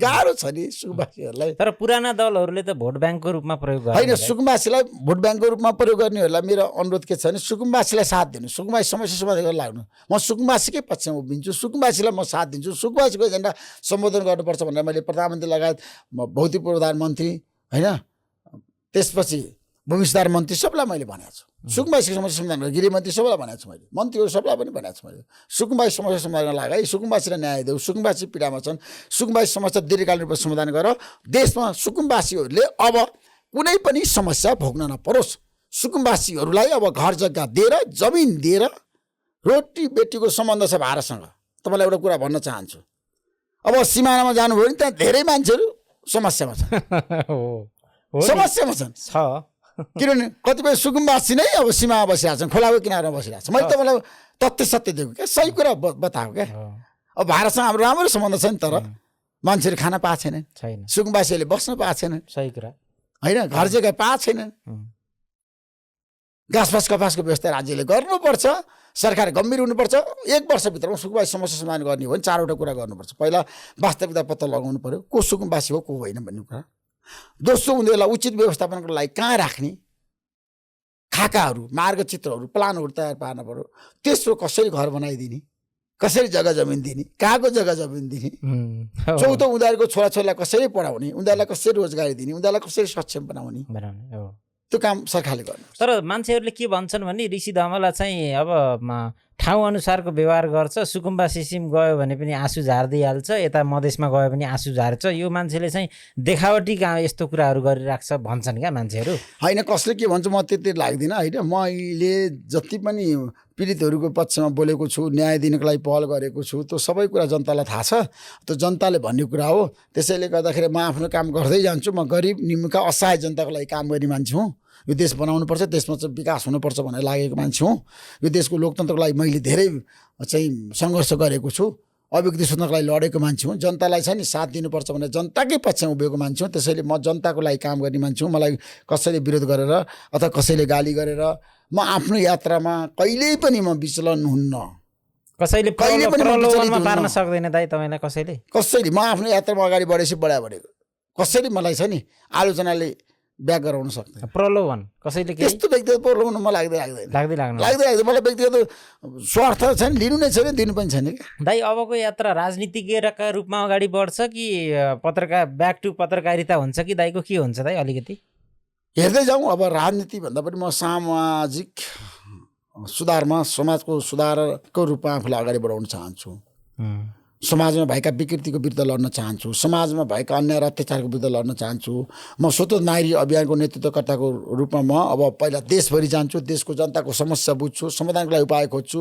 मैले भनेको छु पीडितहरूलाई आऊ अफिसमा सबै पीडितहरूलाई मैले आग्रह गरेको छु अनुरोध गरेको छु पीडितहरूको समस्या म समाधान गर्न पहल गर्छु राज्यसँग बसेर कुरा गर्छु राज्यका हरेक निकायहरूसँग म छलफल गर्छु पीडितहरूलाई न्याय दिनुपर्छ पीडितहरूको पक्षमा उभिन्छु देशभरि म काम गर्छु 77 जिल्ला जान्छु 7वटा प्रदेश जान्छु 753 सरकारमा जान्छु स्थानीय तहमा जान्छु स्थानीय सरकारलाई गैरदलीय सरकार बनाउनुपर्छ गैरदलीय उम्मेदवार उठाउनुपर्छ यसपटक भनेर मैले भनेको छु गैरदलीय उम्मेदवार उठाउनको लागि मैले व्यापक छलफल गरेको छु म सबै पक्षमा छलफल गरेर देशलाई निकास दिने विकास गर्ने पक्षमा छु त्यसैले गर्दाखेरि अहिले म कसले के भन्यो कसले किन आलोचना गर्यो मेरो आलोचना किन गर्यो भनेर म त्यसको पछाडि लाग्दिनँ म गल्ती गर्दिनँ गल्ती गर्न पनि चाहन्न म गल्ती गर्नेलाई छोड्दा पनि छोड्दिनँ दाइ रौतहट 4 का तपाईँलाई भोट नहाल्ने जनताका लागि केही सन्देश छ म रौतहट 4 का जनतालाई जहिले पनि अभिनन्दन गर्न चाहन्छु। रौतहट 4 का जनताहरूले चुनावमा जे गरे पनि म अब त्यसलाई चाहिँ नि कोट्याउन चाहन्न। अब रौतहट 4 को जनताको लागि म विकास गर्न चाहन्छु, सम्पन्न बनाउन चाहन्छु, स्वास्थ्य र शिक्षा निःशुल्क गर्न चाहन्छु, मेडिकल कलेज खोलेर त्यहाँको जनताको मागलाई सम्बोधन गर्न चाहन्छु, स्वास्थ्य शिक्षामा व्यापक रूपमा म सुधार गर्न चाहन्छु, निःशुल्क गर्न चाहन्छु। मैले त पोस्टरमा हटान्छ, रौतहटमा जनतालाई अधिकार दिन्छु, सम्पन्न बनाउँछु, विकास गर्छु, रौतहटलाई नमुनाको जिल्ला बनाइदिन्छु, त्यहाँको जनतालाई सम्पन्न बनाइदिन्छु, रोजगारीको व्यवस्था गर्छु। रौतहटमा अब प्रगति, उन्नति, विकास, समृद्धि, अब जनतालाई रोजगारी, युवाहरूलाई उत्साहित बनाउने, युवाहरूलाई विदेश जान रोक्ने यात्रामा छु म त। तर पराजित भएपछि हतोत्साहित हुनुहुन्न? किन हतोत्साहित हो नि, म त जनताको बिचमा 24 घण्टा गएर काम गर्छु, मलाई मतलबै छैन त। तर एकचोटि घरजाम गर्ने कुरा पनि थियो नि दाइ रौतहटतिर, के भयो त्यो? रौतहटमा त मैले अहिलेसम्म अब डेराबाल तिरिरहेको छु, म डेरामै बसिरहेको छु। दाइ अब मेरो एउटा सेगमेन्ट छ सिधा प्रश्नको सिधा उत्तर। 1 नम्बरमा छ रौतहट 4 मा ऋषि धमालालाई धाँधली गरी हराइएको भन्ने आरोप छ नि दाइ। म त्यसबारे कुनै पनि टिका टिप्पणी गर्न चाहन्न। ओके, जनताले थाहा पाइसकेको छ। ओके, रिपोर्टर्स क्लबको यति वर्षसम्म भाडा किन नतिरेको दाइ? तिरिसक्यौँ हामीले। तर गभर्मेन्टले तिरिसक्यौँ। अब खोल्नुपर्छ अब भन्ने रिपोर्टर्स क्लब खुल्छ, नखुले अदालत जाने? एकदम अदालत जान्छ। ओके, अर्को प्रश्न छ रवि लामिछानेलाई राजनीतिबाट नामेट पार्न एकचोटि तपाईँ हात धोएर लाग्नुभयो? त्यो गलत हो, कहिले पनि लागिन म। त्यही भन्छन् विरोधीहरू, भन्नेले जे पनि भन्छन्, तर मैले रवि लामिछानेको विरुद्धमा कहिले पनि चाहिँ व्यक्तिगत रूपमा बोलिन है, व्यक्तिगत रूपमा। उहाँ बोल्नुभयो? उहाँ चाहिँ होइन, उहाँको बारेमा पनि म भन्न चाहन्न, केही कुरा पनि नेगेटिभ कुरा गर्नै चाहन्न। आज मैले तपाईँलाई भनेको छु, म नेगेटिभ कुरा गर्न चाहन्न। रवि लामिछानेको बारेमा म आज आलोचना गरेर समय खेर फाल्न चाहन्न। ओके, पोस्टरमा उहाँ देशको सबभन्दा ठुलो पार्टीको सभापति हो, उहाँले अहिले देशको विकास र समृद्धिमा ध्यान दिनुपर्छ, अहिले उहाँले समन्वयकारी भूमिका निर्वाह गर्नुपर्छ, त्यसैले व्यक्तिगत कुरा नगरौँ। ओके, अर्को प्रश्न छ रवि लामिछानेले तपाईँलाई सर्कसको जोकर किन भन्नुभएको होला? उहाँलाई नै सोध्नुहोस्, म यसबारे कुनै प्रतिक्रिया दिन चाहन्न। ओके, अर्को प्रश्न छ रासोपाको भविष्य कस्तो देख्नुहुन्छ? ठुलो पार्टी हो, देशको सत्ताको नेतृत्व गरेको पार्टीको भविष्य राम्रो होस्, पार्टी नफुटोस्। 5 वर्ष राम्रोसँग सत्ताको नेतृत्व गरेको पार्टीले त्यसको प्रत्याबुद्धि होस्। जनताले 5 वर्षको लागि म्यान्डेट दिएको छ नि त राष्ट्रिय पार्टीलाई, त्यसको लागि उसले काम गरोस्। 5 वर्ष सरकारले काम गर्न पाओस्, बालनिसाले 5 वर्ष काम गरेर देखाओस्। त्यसैले गर्दा सत्ताको नेतृत्व गरेको पार्टीको आन्तरिक द्वन्द्व व्यवस्थापन गरेर रविजी एकदम सक्षम हुनुहुन्छ। उहाँले सबैलाई मिलाउनुपर्छ, सबैको भावना बुझेर अगाडि बढ्नुपर्छ। त्यसरी राष्ट्रिय जनता पार्टीको भविष्य राम्रो होस् भन्छु म त। गगन थापा नेतृत्वको काङ्ग्रेस कि शशाङ्क कोइराला नेतृत्वको काङ्ग्रेस? अब अदालतमा विचाराधीन मुद्दामा म बोल्न चाहन्न, किनभने अदालतमा मुद्दा गइसकेको छ। अदालतले फेरि पनि सुरुदेखि नै बहस गर्ने भनेको छ, पुनर्वलोकन भइसक्यो होइन। पुनर्वलोकनको लागि जसरी निवेदन परेको थियो, अदालतले एउटा निर्णय गरिसक्यो, आदेश आइसकेको छ। अब आधिकारिक त कि त गगन थापा कि त शेरबहादुर देउवा हो, शशाङ्क कोइराला पनि होइन अब त। ओके, शेरबहादुर देउवा हो, गगन थापा त हेर्न बाँकी छ। ओके, नेक्स्ट तपाईँलाई केही कट्टु आलोचना गर्नेहरूले यो मान्छे भारतको एजेन्ट हो भन्छन्, यसमा दाइको के छ? मलाई केही भन्नु छैन। म नेपाल भारत सम्बन्ध राम्रो हुनुपर्छ भनेर लागेको मान्छे हुँ। मैले जीवनभरि नै छ नि नेपाल भारत सम्बन्ध राम्रो बनाउनुपर्छ, रोटीबेटीको सम्बन्ध छ, प्रगाढ सम्बन्ध बनाउनुपर्छ, जनस्तरमा सम्बन्ध छ। त्यसैले नेपाल भारत सम्बन्धलाई नेपालको विकास र समृद्धिमा प्रयोग गर्नुपर्छ, नेपालले प्रगति गर्नुपर्छ, उन्नति गर्नुपर्छ भनेर मैले पोस्टरमा भनेको छु। अब भारतसँग कूटनीतिक रूपमा हामीले चाहिँ चातुर्यता देखाएर, कूटनीतिक रूपमा निपुणता देखाएर अब आर्थिक कूटनीतिमा हामी जानुपर्छ। नेपालको विकास र समृद्धिमा भारतसँग साथ लिनुपर्छ। यो प्रश्नमा अब जिब्रो नचबाई जवाफ दिनु होला। देउवाजीको घरमा भेटिएको पैसा एआईले बनाएको हो या कालो धन हो? त्यो कुरा पनि छानबिन गर्नुपर्छ। छानबिन गरेर पत्ता लागिहाल्छ नि। छानबिन गर्नु पर्यो नि। सरकारले भनेको छ नि त, सबैको सम्पत्ति छानबिन गर्ने भनेर सरकारले भनिसकेको छ। वर्तमान सरकारले अब म त पोस्टरमा भन्न चाहन्छु, 46 साल यताको सबैको सम्पत्ति, क्या एउटा व्यक्तिको होइन, सबैको सम्पत्ति छानबिन गरेर सबैको सम्पत्ति चाहिँ कति कहाँ छ पत्ता लगाएर सत्य तथ्य बाहिर ल्याएर दोषीलाई कारबाही गर्नुपर्छ। र मान्छेले गलत काम गरेर पैसा कमाएको छ, भ्रष्ट नेताहरूले कालो धन थुपारेका छन् भने उनीहरूलाई पनि कारबाही हुनुपर्छ, जोसुकै होस्। केपी ओलीले अबको एमालेको नेतृत्व गर्न सक्नुहुन्छ? केपी शर्मा ओलीले अब बिस्तारै नेतृत्व हस्तान्तरण गर्छु भन्नुभएको छ त। ओके, छलफल भइसक्यो। ओके, अब अर्को सेगमेन्ट छ एकदम छोटोमा, यो दिमाग खराब भन्ने सेगमेन्ट छ। यसमा चाहिँ हजुरले मैले सोधेका प्रश्नहरूको फटाफट जवाफ दिनुभयो। दिमाग खराबमा दाइलाई स्वागत छ। 1 नम्बरमा ब्रोड पिक हिमाल कुन देशमा पर्छ? यसबारे म उत्तर दिन चाहन्न। ओके, पाकिस्तानमा पर्छ दाइ। मलाई थाहा छ त, अस्ति अस्ति त्यही भएर मैले नभने। पोखरा कुन जिल्लामा पर्छ? कास्की। बुटवल नारायणघाट सडक खण्डको हिलाम्मे सडकमा उभिएर हेर्नुस् जनता भन्ने पत्रकारको नाम के हो? ऋषि दमाला। ओके, बालेन शाहका कति सन्तान छन्? 1 जना छोरी। नागढुङ्गा सुरुङ मार्गको शिलान्यास कसले गरेको हो? KP Sharma Oli. Prime times television काठमाडौँको कुन ठाउँमा छ? कागतैनी चोकमा, बानेश्वरमा। ओके, 5 वर्ष मुनिका बालबालिकालाई खुवाइने भिटामिन ए ले शरीरको कुन अङ्गलाई राम्रो गर्छ? उदाहरण आँखा, कान, नाक र मुटु। भिटामिन ए ले सकेसम्म मान्छेको छ नि सबै अङ्गलाई चाहिँ सहयोग पुर्याउँछ, तर त्यसले सबभन्दा बढी आँखालाई बढी फाइदा गर्छ। आँखालाई राम्रो गर्छ। ठिक छ, ठिक हो दाइ, आँखालाई नै राम्रो गर्छ। राजनीतिमा सफल भए जस्तो लाग्छ कि असफल? भर्खर राजनीतिमा आएको छु, कसरी असफल भयो भनेर भन्ने। चुनाव हारियो, चुनाव हार्दैमा राजनीतिमा असफल भयो भनेर भन्न मिल्दैन। तर भोट पनि एकदम कम आयो दाइ। ठिक छ, भोट त आउँछ, जनताको कुरा हो। भोट नै सबै थोक होइन, जनताको माया हो क्या। जनताको माया। चुनाव हारे पनि मान्छेले विकास गर्नुपर्छ, जनतालाई साथ दिनुपर्छ। ओके, जनता, त्यहाँका जनतासँग तपाईँको भावनात्मक सम्बन्ध फेरि एकदम सम्बन्ध छ। ओके, कुनै पनि प्रकारले तपाईँले आफ्नो कम्पनीमा काम गर्ने, टेलिभिजन या रिपोर्टर्स क्लबतिर काम गर्ने पत्रकारको श्रम शोषण गर्नुभएको छ? अहिलेसम्म गरेको छैन। क्यानाडा राम्रो छ कि नेपाल दाइ? नेपाल। ओके, ससुरालीको नाममा सम्पत्ति राख्नु भएको छ? 1 रुपियाँ पनि राखेको छैन, गएर हेरे हुन्छ। दाइ, छोरी एरिकाको हातको उपचार कहाँ पुग्यो? अब त्यो बिस्तारै हुन्छ। बिस्तारै हुन्छ। एकपटक बाहिर जानुभएको थियो, त्यसपछि कि फलोअप भएको छ दाइ? फलोअप भएको छैन। ओके, त्यो उपचार हुने क्रममा छ कि के छ? बिस्तारै हुन्छ। छिटै राम्रो होस् दाइ नानीको। मान्छेको नर्मल ब्लड प्रेसर कति हुन्छ दाइ? 80 र 120 हुनुपर्छ भन्छन्। माथि 120 हो दाइ, तलाई 80। सिस्टोलिक बाई डायस्टोलिक भन्छन् क्या अरे। 120/80 मिलिमिटर अफ मर्करी भन्छन्। 20/80। ओके, कहिले काहीँ अदालतको मानहानि गर्नुभएको छ? गरेको छैन। म न्यायालयप्रति ठुलो सम्मान गर्ने मान्छे। ओके, अन्तिम, यो सेगमेन्टको अन्तिम प्रश्न, दुःखको बेला श्रीमतीको याद आउँछ कि आमाको? आमाको आउँछ। अर्को सानो सेगमेन्ट छ, यो पनि हामी इन्ड गरिहाल्छौँ दाइ। 5वटा मात्रै प्रश्न छन्। धमला रक्स भन्ने यो सेगमेन्टको नाम। धमला रक्समा दाइलाई स्वागत छ।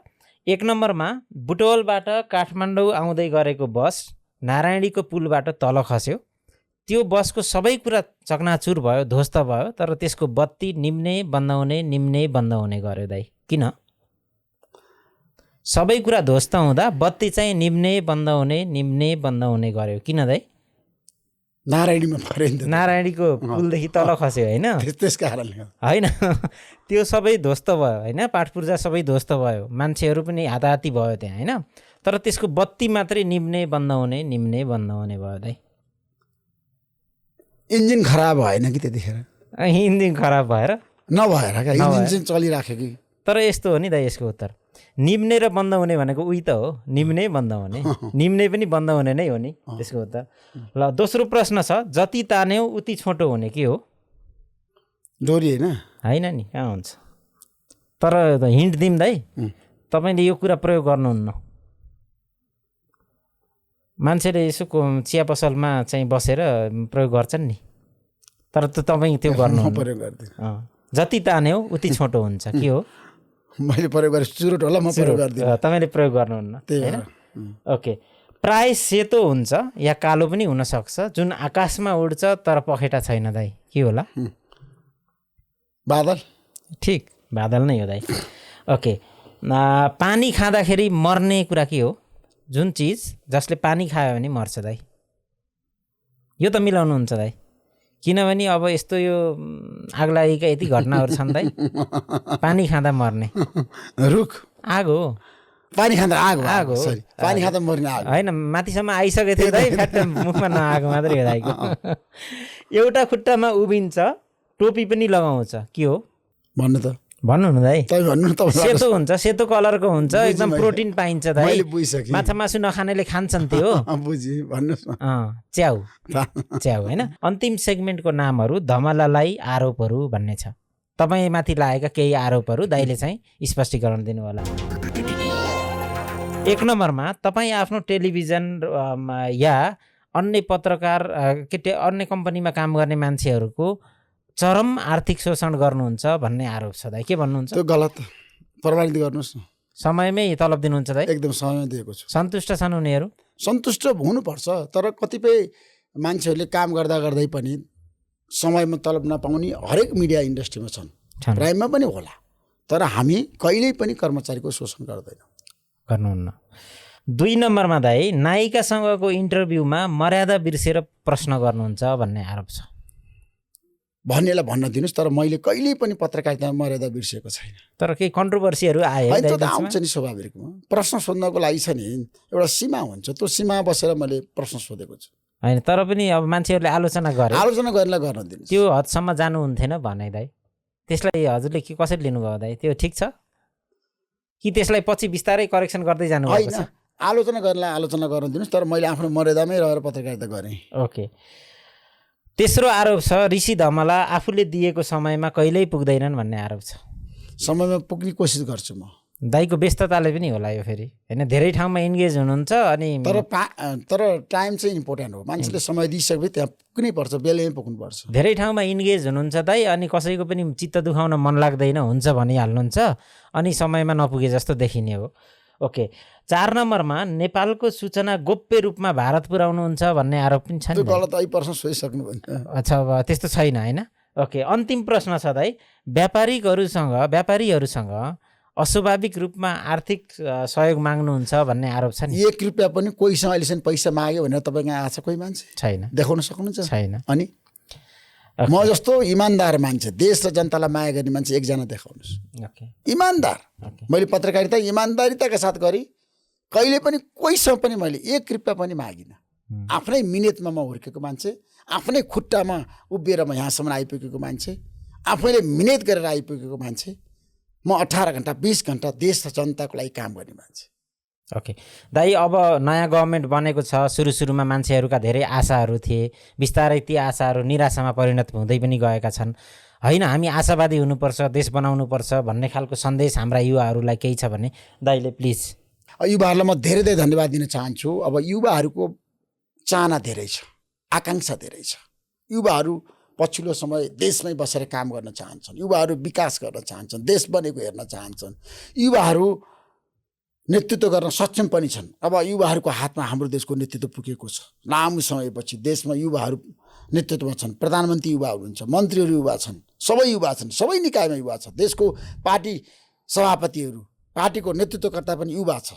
त्यसैले युवाहरूले देश र जनताको चाहना भावना अनुसार काम गर्नु पर्यो, देशमा भ्रष्टाचार अन्त्य गर्नु पर्यो, सुशासनको प्रत्याभूति दिनु पर्यो, देशमा विकास र समृद्धिका साथ अगाडि बढ्नु पर्यो, देश बनाउनु पर्यो, देशमा विकास गर्नु पर्यो, रोजगारी दिनु पर्यो, भ्रष्टाचारलाई कारबाही गर्नु पर्यो। ओके, हस्त दाइ, अब तपाईँको एकदम बिजी स्केड्युलका बावजुद पनि तपाईँले, मैले भने नि तपाईँले टार्न सक्नु भएन, भाइले बोलायो भनेर। अब यो सोले जनताको पक्षमा आफूलाई उभ्याओस्, जनताको समस्या समाधान गर्न पहल गरोस्, जनताका पीडा दुःख कष्टलाई पनि तपाईँले साथ दिनुपर्छ, जनताको एजेन्डा पनि उठान गर्नुपर्छ, जनतालाई सक्षम र सबल बनाउनुपर्छ।